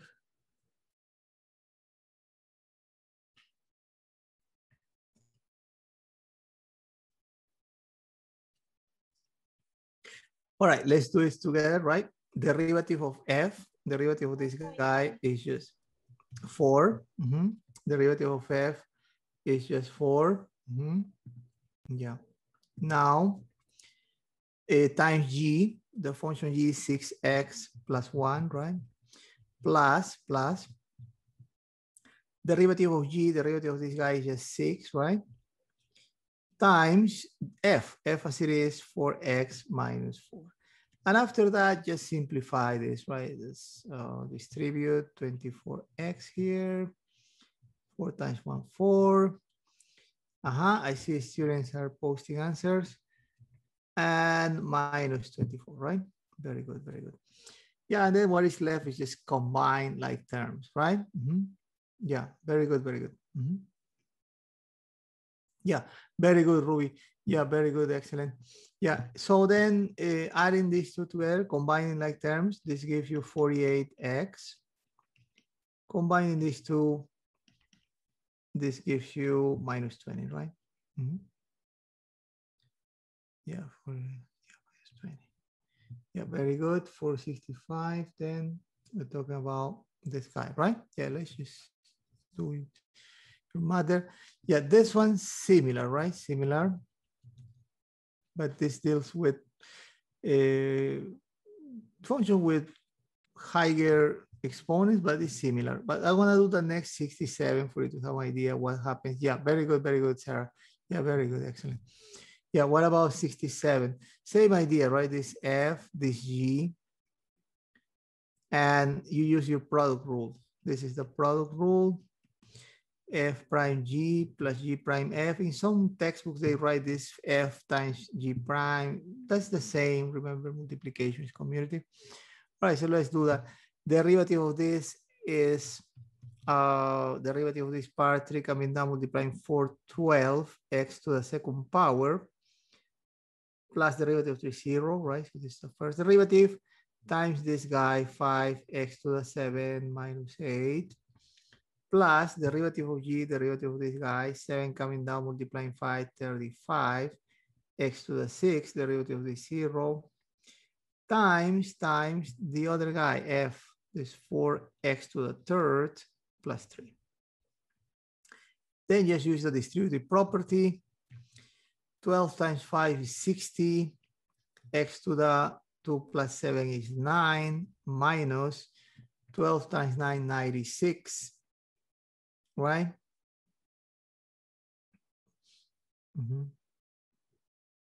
Yep, x to the second power, plus, very good, very good. Yeah, 35 times 4, I think it's 140, right? But you can always check on your calculator if you cannot get this directly, right? 35 times 4, 140. Plus 35 times 3 is going to be 15, 105, right? X to the 6. Again, guys, don't try to do everything on your mind if you cannot, right? So you want to make sure that this is it. 105. All right, great. Now next, we just have to simplify, right? Simplify as much as possible. For example, this guy and this guy are like terms, same variable part, right?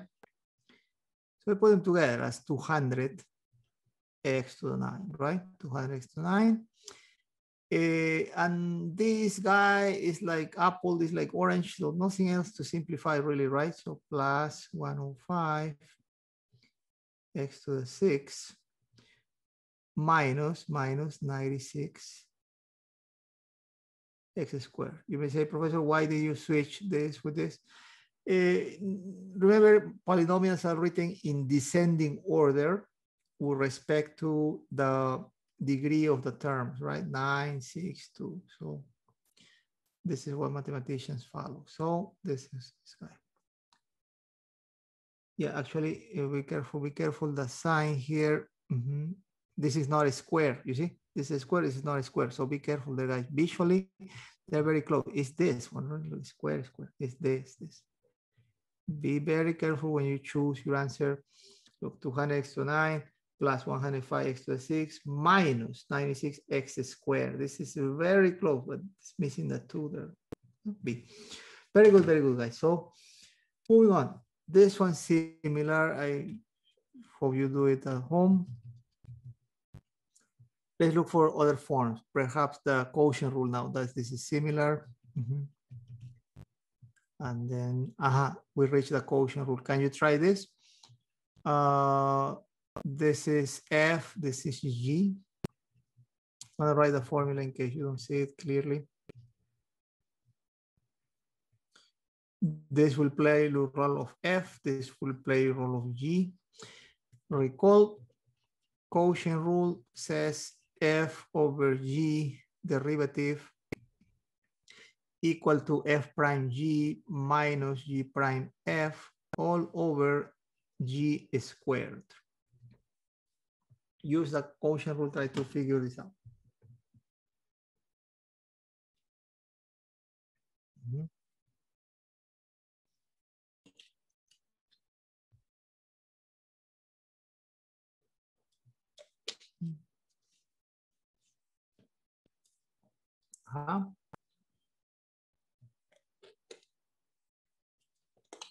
I see students posting. Yeah, practice, guys. Remember, practice makes the master. Yeah, Adriana, very good, very good. Very good, excellent. Yeah, excellent, right? Yeah, we start with this, right? Derivative of F, derivative of X is just 1 times G. G is this function 4x minus 4. I see more students are posting answers.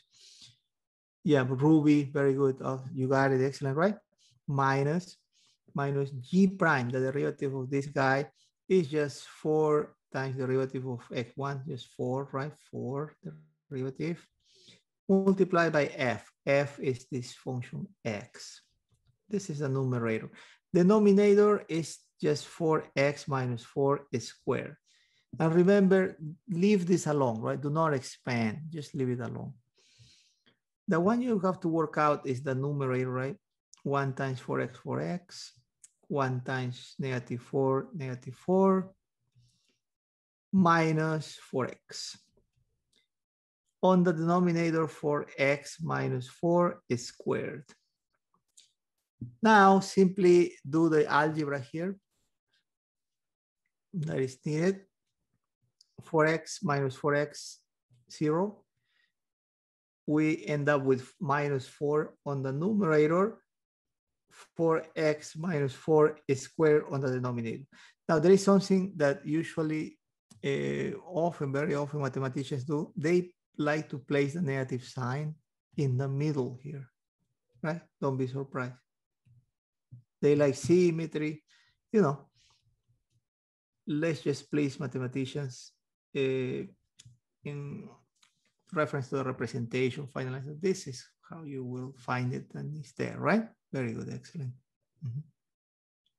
Square, here, excellent, guys. Minus 4 at the top, 4x minus 4 is square, right? They're very close to each other, the choices, right? So be careful when you choose your answer on your exam, guys, okay? Take your time. Once you finish, this is the one, right? Check term by term, numerator, denominator, sign. Good. Very good, guys. This one's similar. So this one probably we can write a similar, right? Let's move on. We can try this one. Yeah, but if I'm skipping something that you consider should be done, just let me know, guys. Let me know, okay? The second derivatives. Yeah, this one, perhaps we can do this just to show, right, that it's not difficult. Suppose they ask you to take the derivative of this. Clearly, we have to use quotient rule because we're dealing with a quotient of two functions, right? Whether f prime g minus g prime f all over g squared. Start with the derivative of f, which is this. Derivative of 6x minus 7 is just 6, right? That goes first. Multiply by the other function as it is, x squared minus 4x plus 3 is a trinomial, right? Yeah, that's it. Now, minus g prime, the derivative of the trinomial now, the derivative of the g function, 2x, right? I'm going to write it within parentheses, 2x minus 4, derivative of 3, 0, right? This is the derivative of g, but you have to multiply that by f as it is, which is 6x minus 7, right? Very good. And all this divided by x squared minus 4x plus 3 squared. And remember the hint, leave this alone. Do not work this out. Work out the numerator, right? The numerator. So the numerator when work out will be this. 6x squared, 6 times 4 negative minus 24x, 6 times 3, 18. Here I have to FOIL this out, right? And notice there's a negative sign. So I'm gonna place a bracket here to separate this result from the negative sign. 2x times 6x, 12x squared. 2x times 7 minus 14x. Negative 4 times 4 minus 24x. Negative 4 times negative 7 plus 28. Bracket closes here, right? And on the denominator, I have this squared. Very good. Yeah, coming to an end, this 6x squared, this is going to be here a minus 12x squared, right? Because of this minus, right? This will make it minus 12x squared. Do the simplification carefully. Because of the lack of space, I'm going to kind of do it quickly. Look, 6x squared minus 12x squared minus 6x squared, right? Yeah. Then this one in the denominator, squared, leave it alone. Now, it's going to be here. This is minus 14 minus 24 is minus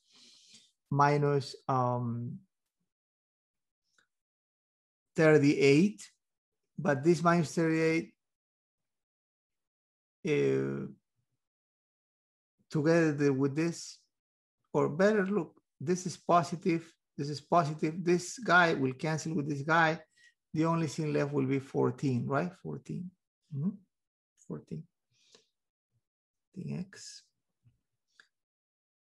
And then minus multiply by this 28 is negative 28. 18 minus 28 minus 10, right?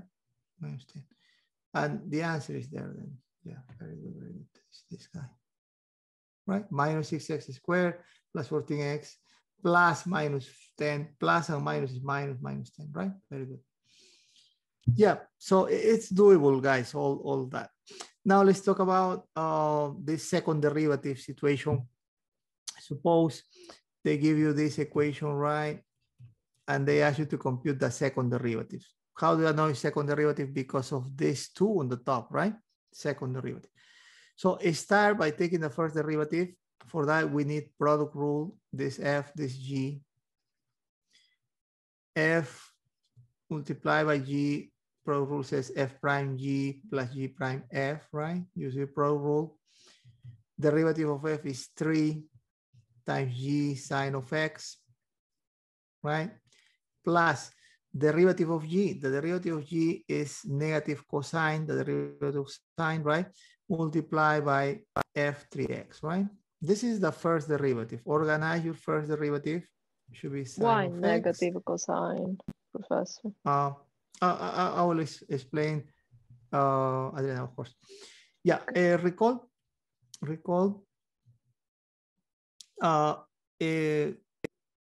Yeah, sorry. Where is the, this should be positive. Yeah, you're right, because it's derivative of sine, right? It's positive. Sorry. This should be positive, definitely. Yeah, let's erase it from there. Yeah, it's the derivative of cosine that is negative sine, right? Yeah, I just so we're looking at it. Yeah, very good. Excellent. Yeah, whenever something doesn't make sense, guys, just let me know. Yeah, the derivative of sine is cosine. And the derivative of cosine is that's the one that's negative sine, right? Yeah, very good. Yeah, so this is positive. Excellent. Yeah, and then the rearrangement here to be ready to get the second derivative, right? This is the first derivative. So the second derivative now should be what? Derivative of this part will be 3 times derivative of sine cosine, right? Cosine of x. And it's here where we're going to use the negative sine. This one will be f, this will be g. Product rule again says derivative of this guy 3 times the other guy cosine of x, right, as it is, plus the derivative of this guy, derivative of cosine, that is negative sign, right? That is negative sign. This is negative sign, definitely, times the other guy, 3x. Yeah, this is second derivative. So second derivative will be 3 cosine of x plus 3 cosine of x plus and minus minus 3x upfront sine of x at the end.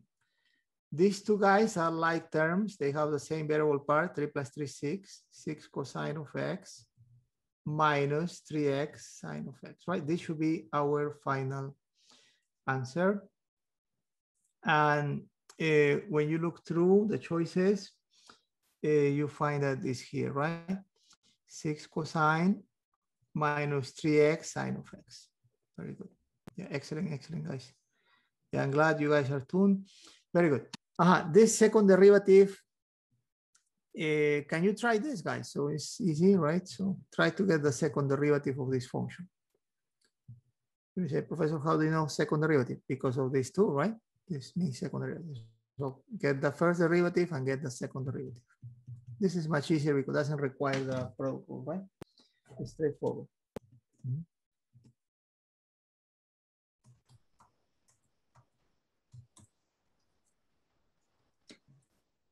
It's C.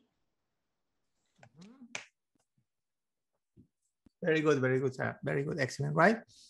Yeah, excellent, excellent. Yeah, I see students, CG also figure this out. First derivative will be constant out.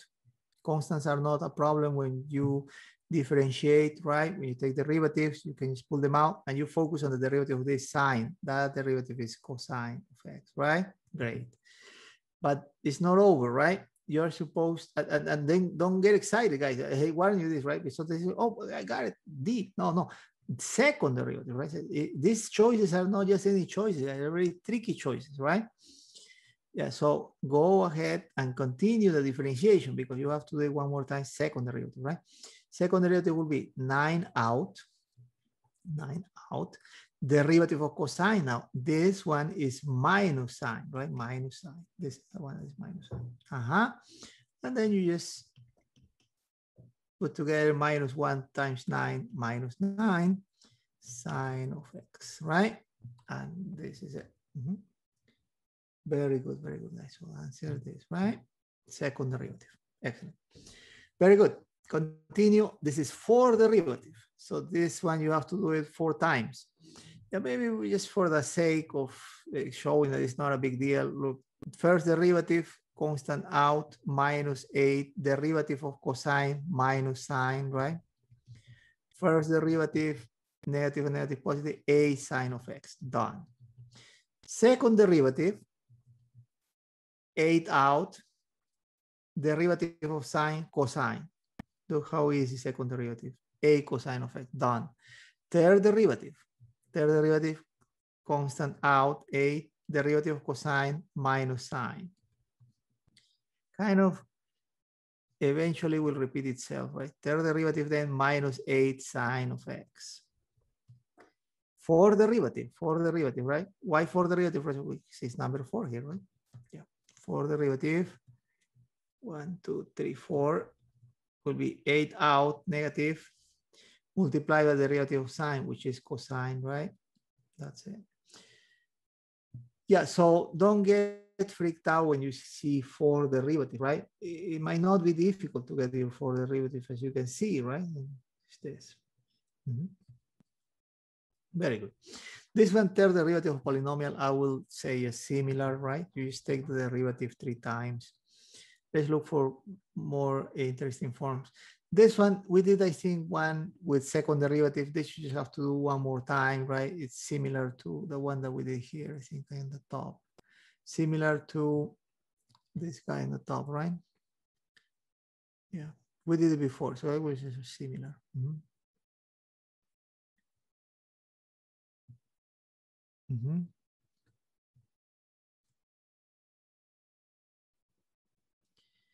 Yeah, similar. This one, third derivative, maybe it's a polynomial. First derivative, 3 coming down, multiplying 3, 9x squared plus 2 times 6, 12x minus 2, right? First derivative. Second derivative, 9 times 2, 18x plus 12. Third derivative, 18, right? 0. So that's nice. Yeah, not difficult to take derivative. This one we did it similar, right? Go up to the fourth derivative. This one's now 81 is showing this question related to figuring out the speed and the acceleration, right? For the speed, remember, the velocity is the derivative of the position function, right? Derivative of this. What's that? 2 comes down, multiply 6, 12t plus 3, right? Derivative of 3t3, derivative is 0. So this is the velocity. Now at t equal to, because they say calculate this velocity at the end of the interval. So which is this guy, right? End of the interval. At 2, at t equal to, the velocity evaluated at 2 is 12 times 2 plus 3. But 12 times 2 is 24 plus 3 is just 27, right? 27. And in the end, you may attach meters per second. This is the velocity. Speed, remember, speed is absolute value of velocity. So absolute value of 27 is just 27 meters per second. Now, that was the velocity speed, right? Now, the acceleration, remember, is the derivative of the velocity. I have my velocity function here. I have to take the derivative of this. It's just 12, right? This is the acceleration. In the end, you may attach the unit meters per square second. So acceleration, this is the speed, right, that came from the velocity. So this is it, right? Mm-hmm. This one is similar. So I'll write just similar to the previous, right? Let's continue with this. This also similar. The only difference is that here the function was quadratic. Here the function is cubic, but you have to take the first derivative for the velocity, the second derivative for the acceleration, right? So let's write similar. This one is, however, different because here you have to deal with figuring out a time when a car stops, right? So the driver of a car is traveling at 60 feet per second, suddenly applies the brakes. The position of the car is given by this formula. T seconds after the driver applies the brakes. How far does the car go before coming to a stop, right? So you start here, right? The driver pushes the brakes. Brakes are applied. And then the car eventually stops, right? It eventually stops. Car stops. Try to ask you how long it took from here to here time-wise, right? This is the function that controls the position. So figure out the velocity by taking the derivative of your position function. That's going to be the derivative of 60t, 60. Derivative here, 2 times 3, 6t, right? This is your velocity. Car will stop when velocity is 0, right? Velocity 0. So we set your velocity function equal to 0 and solve for t. That's all it takes, okay? So setting our velocity function, which is 60 minus 60 equal to 0, we will find here that the time when the car stops is just t equal 16 to 60, 10, right? 10, it takes 10 seconds to go from here to here, right? So after 10 seconds, the car stops. So now I need to know how far the car went before stopping, right? So all you do is in your position function, this function, substitute t for 10, right? T for 10. 10 minus 3, 10 squared. Let's compute this in our calculator. And that should be it. So let's see, 60 times 10 minus 3 times 10 squared. 300, right? 300 feet.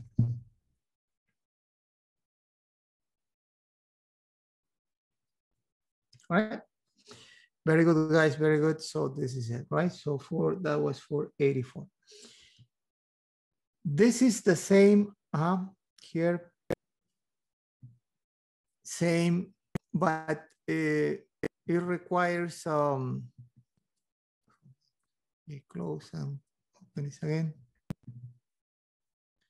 Yeah, this is the same, but it's easier because they just want the time, right? The time for this to happen. So for that, you just stop here, right? To find the time. So I'm gonna write here similar. Similar here, yeah. See, similar. This one's similar, right? How long does it take for, but what is a little bit different, this with a ball. Probably we can quickly do it and then move on to the questions related to the final part, which is composition function. All right, if they say a ball is dropped from the top of a building and has this function that relates the time with the height, right? With the height. And how long does it take for the ball to reach the ground? What is the ball's velocity at the moment of the impact? It will reach the ground when S is 0, right? Because since this controls the height. So ball will reach the ground when S is 0. So we're gonna set this equal to 0 and solve for t. If we solve this for t, this is telling me that t squared 16 negative equal to negative 576, dividing both sides by 16. 576 divided by 16 is just 36, right? Taking square roots, we're gonna get that t is equal to t equal plus minus 6. We keep the positive result because time makes sense only for positive numbers, right? Time is always positive. T equals 6. And then again, same strategy as we did before. We need to know what is the velocity when the object reaches the ground after 6 seconds, right? We have the position function, which is this, S equal 576 minus 16t squared. We find our velocity function by taking the derivative of the position function. The derivative of this function will be the derivative of this 0, the derivative of this 9 minus 32t, right? But then we evaluate our velocity function at time equals 6, right? In order to figure out what is the velocity at that moment. 32 times 6, negative 32 times 6, negative 192. Negative 192. In the end, you should feel free to attach units, meters per second, right? And this one was seconds. So therefore, the answer should be for 86. This one, right? 6 seconds here, and then the velocity at that moment minus 192 meters per second. You may say, Professor, negative the velocity? Yeah, because the height is decreasing over time, right? For a rate of change that shows output values decreasing over time is negative, right? Yeah. Right, this one's similar, guys, similar. Let's go ahead with the questions related to, similar to the chain rule, right? To finish this up. Chain rule.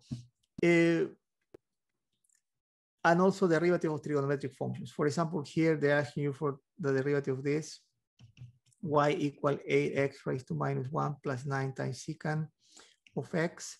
Derivative is going to be 8x raised to minus 1, and remember, minus 1 comes down here, plus 9 times derivative of secant.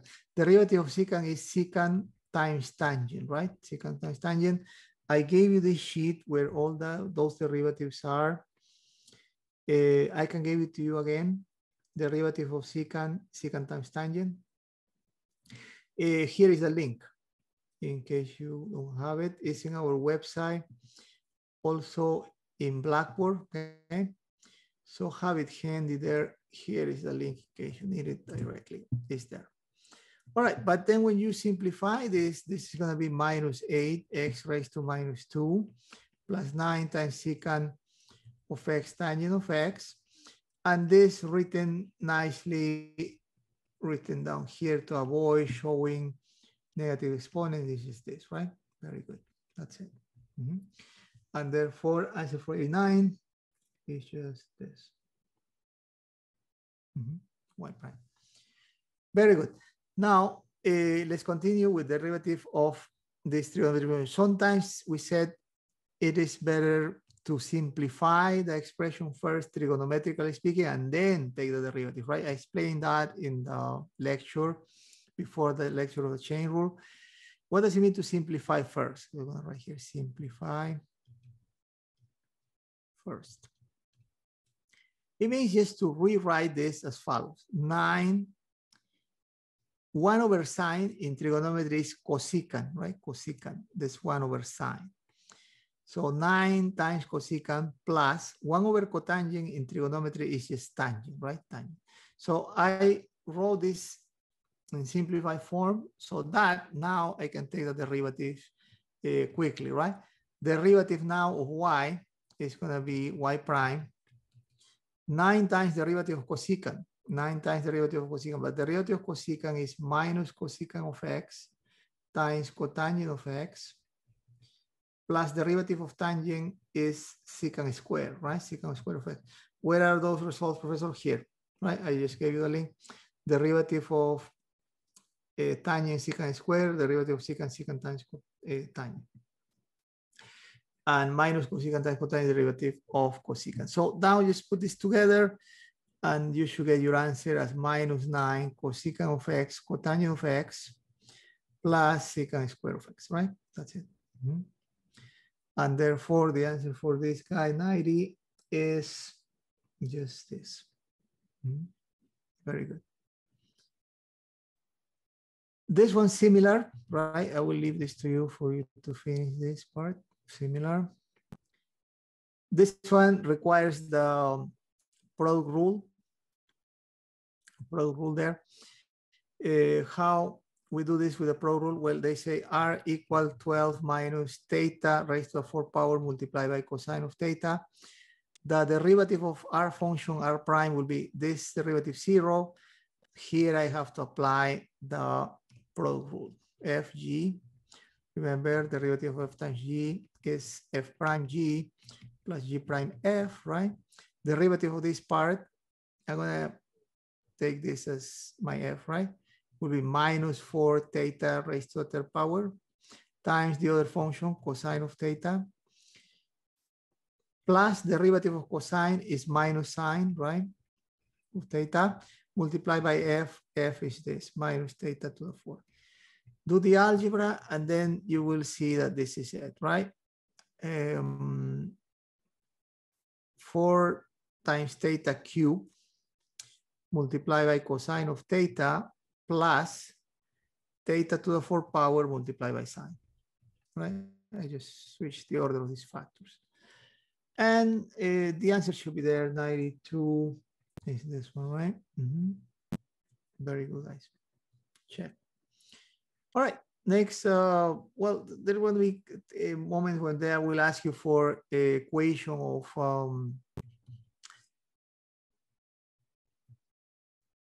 of a tangent line, right, at some given point at x equal pi over 2, no problem. Take your derivative, that is minus sine of x, right?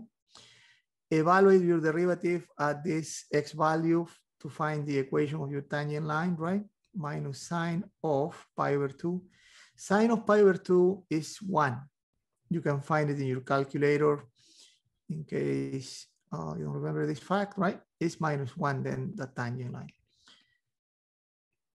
The tangent line has a slope -1 together with a point, this point pi over 2. Partner of pi over 2 is cosine of pi over 2, but cosine of pi over 2, guys, is 0. You can check on your calculator. So we are talking about the point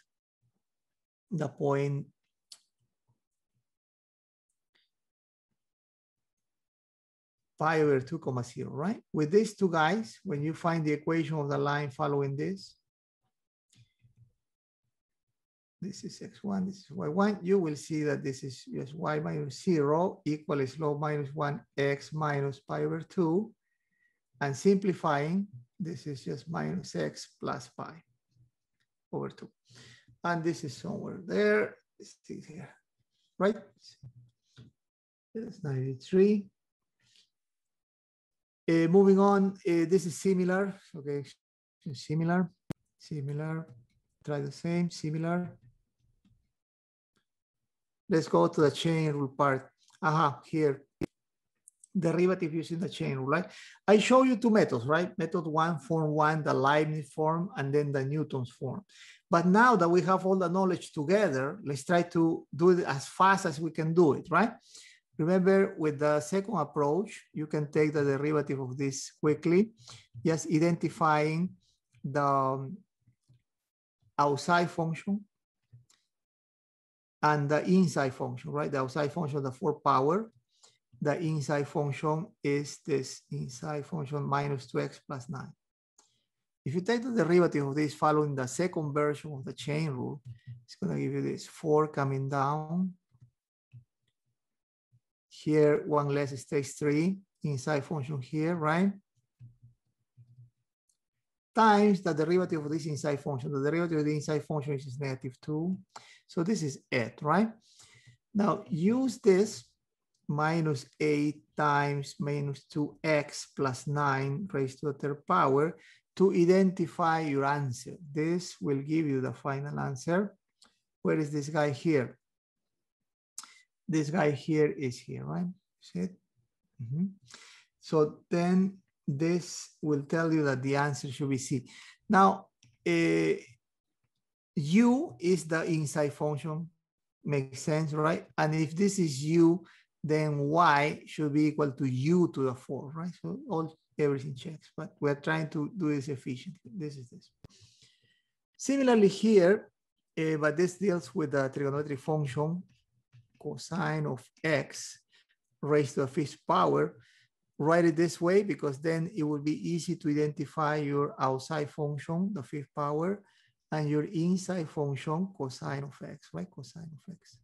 Take the derivative following the second version of the chain rule. So phi comes down. Here 1 less 4, inside function stays. And then derivative of the inside function. Derivative of this inside function is minus sine, right? Minus sine. Derivative of cosine. Put everything together and this is it. This is going to be minus 5 cosine of x raised to the 4th power. Mathematicians place the exponent here in the middle, sine of x, right? This is it. This should identify your answer, guys. Look this, look for this among the choices. It will uniquely appear there somewhere here. This is it, right? Minus 5 cosine raised to 4 power times sine. And then, of course, u is this, the inside function. Remember, u is this. And if u is this, y is u to the 5th power. So this is it, right? We're talking about here. It's 5.97. Good. Yeah, great, great, great. So 98 is similar. Instead of 5, it's a 4. So you should handle this similar. Let's continue here. Aha, another one. Again, I'm going to use the second approach, right? To quickly get my derivative. Sometimes we still say, Professor, but when do we use the first approach? Later, guys, when we use implicit differentiation, related rates, the first form will be used again. So you should know both forms, right? Yeah, this can be done also using the first form, dy dx, dy du, du dx. If you prefer that, also you can use that. All right, derivative here, remember it starts derivative of the outside function, derivative of cotangent. But what is the derivative of cotangent? Minus cosecant square, right? Cosecant square of what? Inside function, right? And this is multiplied by the derivative of this inside function. The derivative of this inside function, derivative for x is just 4, right? 4. This is it. So this is equal to minus cosecant square of 4x minus 3. And don't forget it's a 4 there, so we should put the 4 here up front. This should identify your answer. Look for this among the choices, right? So where is that? Minus 4 cosecant square. Yeah. Yeah, 4 cosecant square. This guy, right? Very good, very good, very good, guys. Yeah, this is this. So 99 is this. Yeah, sometimes students say, Professor, what if I don't remember the derivative of cotangent cosecant square? I gave you guys this sheet, right? It's in our website. Print it out, have it handy. Look, derivative of cotangent is here. Derivative of cotangent minus cosecant square. I use that, right? Great. All right, I use the chain rule, of course. Now, this one I will leave for you as similar. And later, probably we can go back to some of them if needed, but let's just make sure that we're covering the main forms. What about this guy? Now, at this point, they are asking you to use the second form because they're not asking you for u, for dy dx using the u, but they just say compute this derivative using your knowledge of the chain. Okay, y is equal to 1 plus sine of 8x all raised to -4.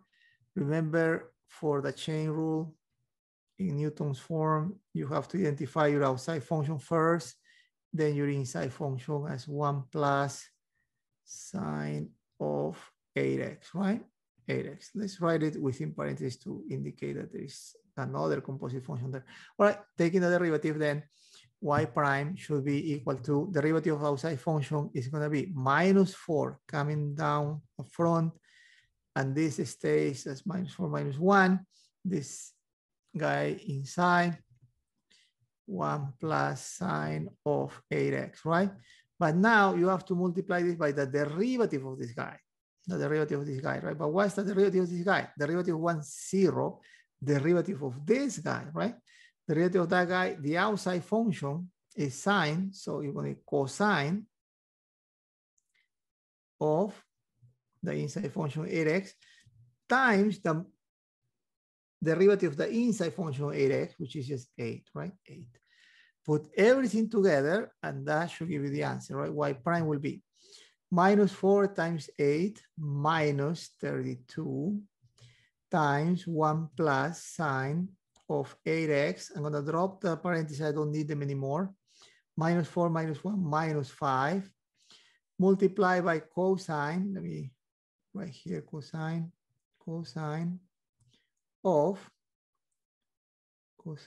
of 8x, right?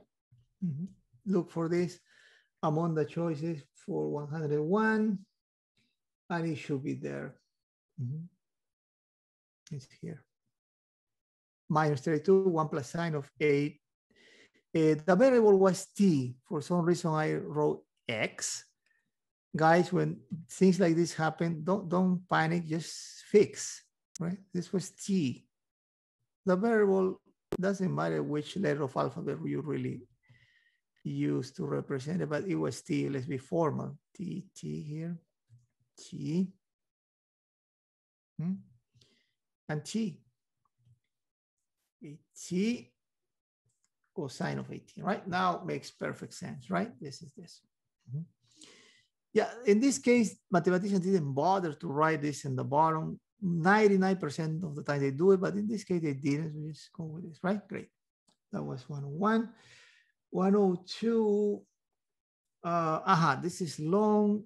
Let me do it quickly. I did it yesterday, but let me do it again. Suppose they ask you to compute the derivative of something like this. It's like a quotient, but at the same time, it's a composite function. Just follow this, right? Derivative of this will be equal to, first, identify this guy as your outside function, the 6th power, right? The 6th power outside function. That derivative will be 6 times something raised to 1 less 5 of this. This is going to be your inside function, right? Cosine of x over 1 plus sine of x times the derivative of this inside function, right? Focus your work here. I'm going to take the derivative of this. And this is going to be accomplished by following the quotient rule, right? Quotient rule. All right, so this is pretty much done. This part, because this is just 6 times, this is cosine raised to the 5th power of x over 1 plus sine of x raised to the 5th power, right? Times, this is where we have to do work, derivative of this. For this, we're going to use the quotient rule with this being f, and this is going to be g. Bottom g. So recall the derivative of f over g is f prime g minus g prime f all over g squared, right? G squared. So let's do that together. So derivative of f first is just minus sine, derivative of cosine, right? Minus sine. Times this function g as it is, 1 plus sine of x. Minus, derivative of g. Derivative of this guy is derivative of 1, 0, derivative of sine, cosine, right? Cosine of x.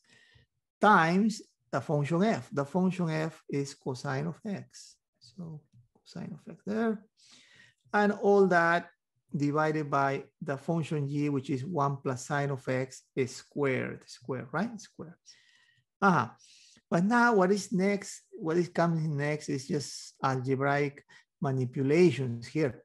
You will see. Let's do it over here. I have over here 6 cosine to the 5th of x over 1 plus sine of x to the 5th power, right? This is what I have here. Here, look, if you FOIL this out, this is going to be minus sine of x, minus sine square of x. And here minus cosine square of x, right? See it? Cosine square. And on the bottom, I'm going to have 1 plus sine of x squared. Remember, guys, yesterday I explained minus sine square of x minus cosine square of x. Since sine square plus cosine square is 1, this should be minus 1, right? It's an identity that comes from trigonometry. It's called the Pythagorean identity. Sine square plus cosine square is 1. Here I have minus sine square minus cosine square. That should be equal to minus 1, right? So I have here left what? 6 cosine to the 5th power of x times factoring out negative 1, look, this is going to be sine of x minus here factoring out the negative 1 plus 1, right? This is it. But that is also here raised to the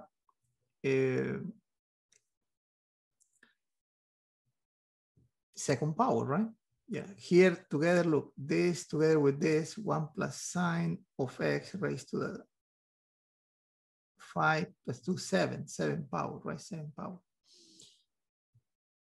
All right, so this raised to the 7 power, here this raised to the first power, invisible one, simplifying, one cancels, this becomes 6, right? As you can see, that should be the final answer. Look, minus 1 here times 6 minus 6 cosine raised to the 5th power of x all over 1 plus sine of x raised to, look, 7 here, 1 cancels, 6 stays, right? This. Right, guys? You follow? So this is telling us that the answer should be this guy.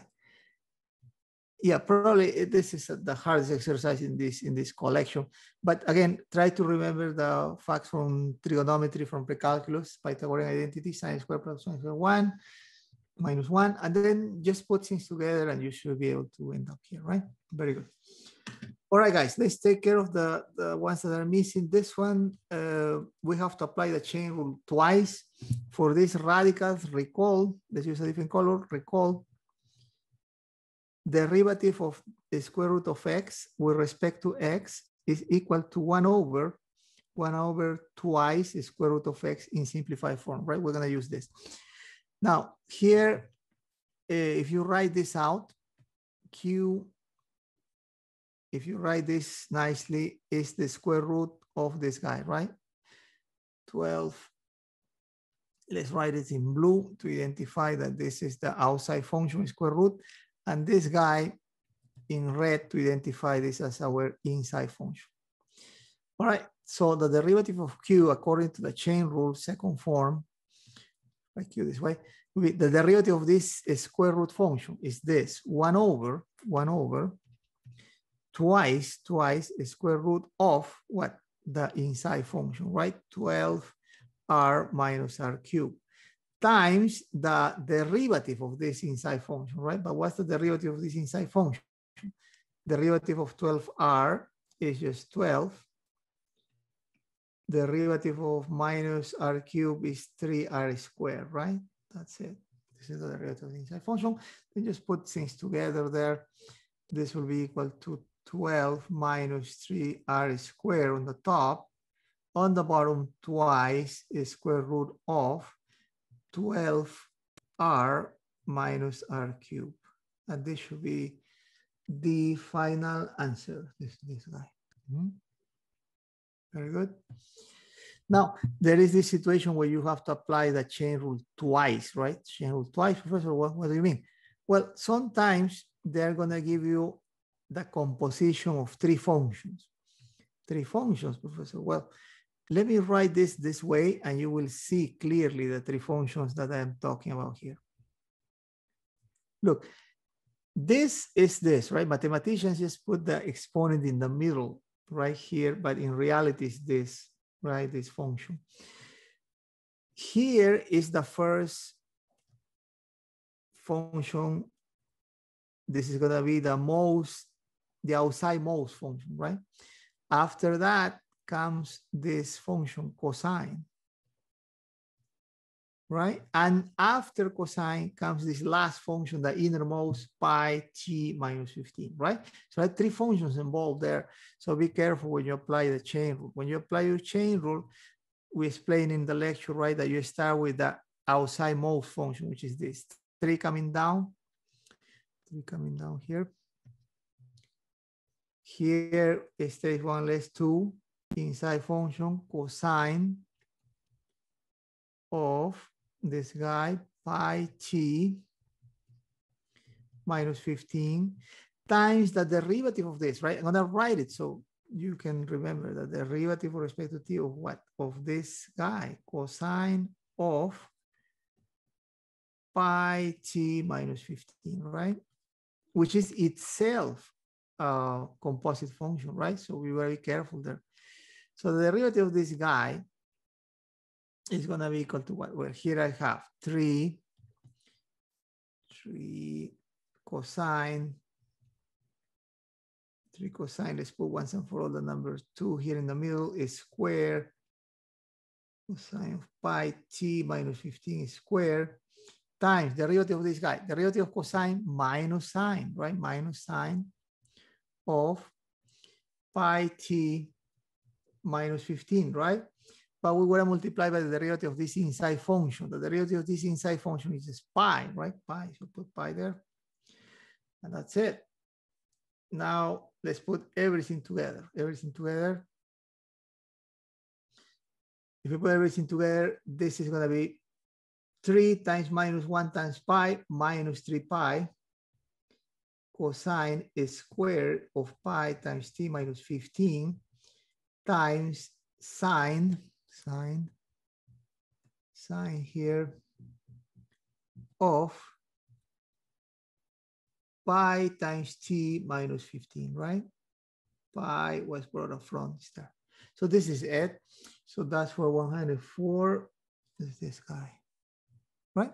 Check. Is this. Very good. Now let's finish up with this form, perhaps this last form. What to do if they give you this multiplication? They have to find the derivative, but in factor form, right? Remember, it was a little bit tricky yesterday, so let me explain this nicely. 4x times 2x plus 3 raised to the 4th power. A product of functions, so I have to use my product rule with this f, with this g, right? So we're going to use derivative of f times g equal f prime g plus g prime f. Let's start. Derivative will be derivative of 4x. Derivative of f is just 4, right? The number 4 here. Times the function g as it is, 2x plus 3 raised to the 4th power. Plus g prime, the derivative of this guy. This guy is a composite function, right? Notice, this is the outside function. This is the inside function. It's a composite function, be careful. So its derivative will be 4 coming down, right? 4 coming down, let's use green. 4 coming down, multiplying. Something inside here raised to 1 less 3. That something is the inside function 2x plus 3, right? Times the derivative of the inside function, right? Which is just the derivative of this 2, derivative is 0, so it's just a 2. That's the derivative of g, but still we have to multiply by f, which is 4x, right? 4x. Now, this should be the answer, guys, but the trick is that they want you to rewrite this guy in factor form. So be careful there. Do not expand. Not a good idea. Instead, remember in the lecture yesterday, I recommended you to identify what is common. This guy is the same as this guy, or it could be the same as this guy. It's up to you which one you pick, right? Perhaps it's better this guy, because maybe this, if it has a different exponent, another number is going to appear there, right? So this, identify with that. Then we have, what else? This guy, 2x plus 3 appears also here, 2x plus 3. Here, raised to the 4th power, here, raised to the 3rd power. So 4 will be part of the greatest common factor we're going to factor out. Then this guy and this guy appear with different power. You take the one, remember we explained this in the lecture, the one with the smallest exponent, right? The smallest exponent. We write it here, 2i's x plus 3 raised to the 3rd power. This is what we factor out. I'm going to use a different color so you can see what comes next. Here comes what is left when you factor this out. If you factor this out, this into this, look, notice this cancels with this almost cancels with this, but 1, 2x plus 3 stays, right? 1, 2x plus 3 stays.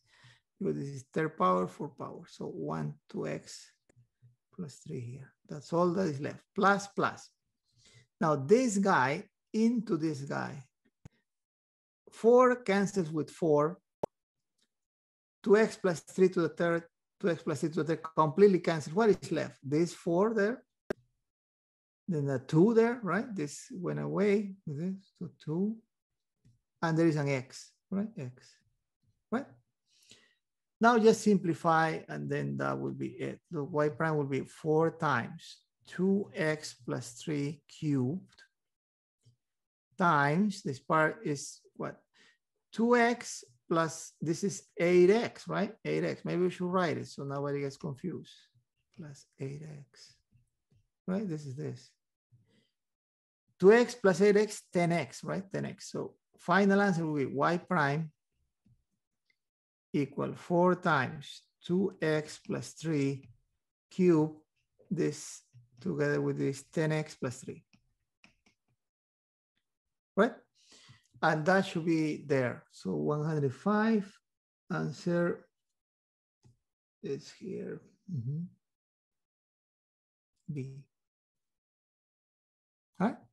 4, 2x plus 3 cube, 10x plus 3. Very good, guys. Now, to finish, probably, maybe you should do this. Can you try this? It's easy. S equals sine of 7 pi over 2t minus cosine of 7 pi over 2t.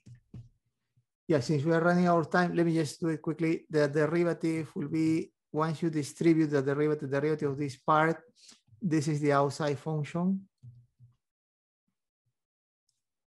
Inside function, this.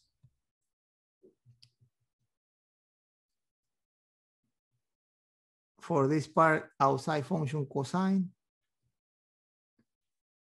Inside function 7 pi over 2, which is just a constant, right? Times t. This part is a constant. All right, so when you take the derivative of cosine is sine.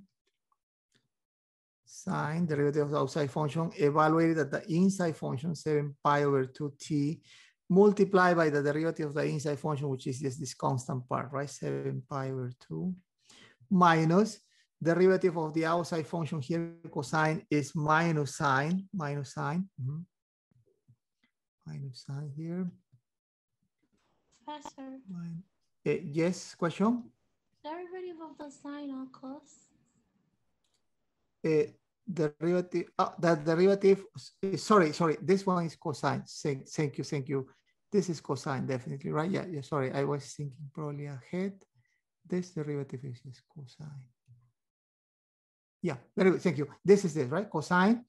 Now it's correct, right? That this derivative of the inside function. This derivative of cosine minus sine times this, times the derivative of the inside function 7 pi over 2, right? Yeah, very good, guys. Yeah, very good. Yeah, now that's it basically, because now just put everything together. S prime will be 7 pi over 2 cosine of 7 pi over 2t. Remember the simple functions up front, complicated ones at the end. Minus or minus plus 7 pi over 2 sine of 7 pi over 2t, right? Yeah, so this will be the derivative, right? They just wanted the derivative, so 106 should be this guy. Cosine plus 7 pi over 2 sine. That's it. Okay, guys, this one similar to the one that we just did, factoring, right? Similar to 105.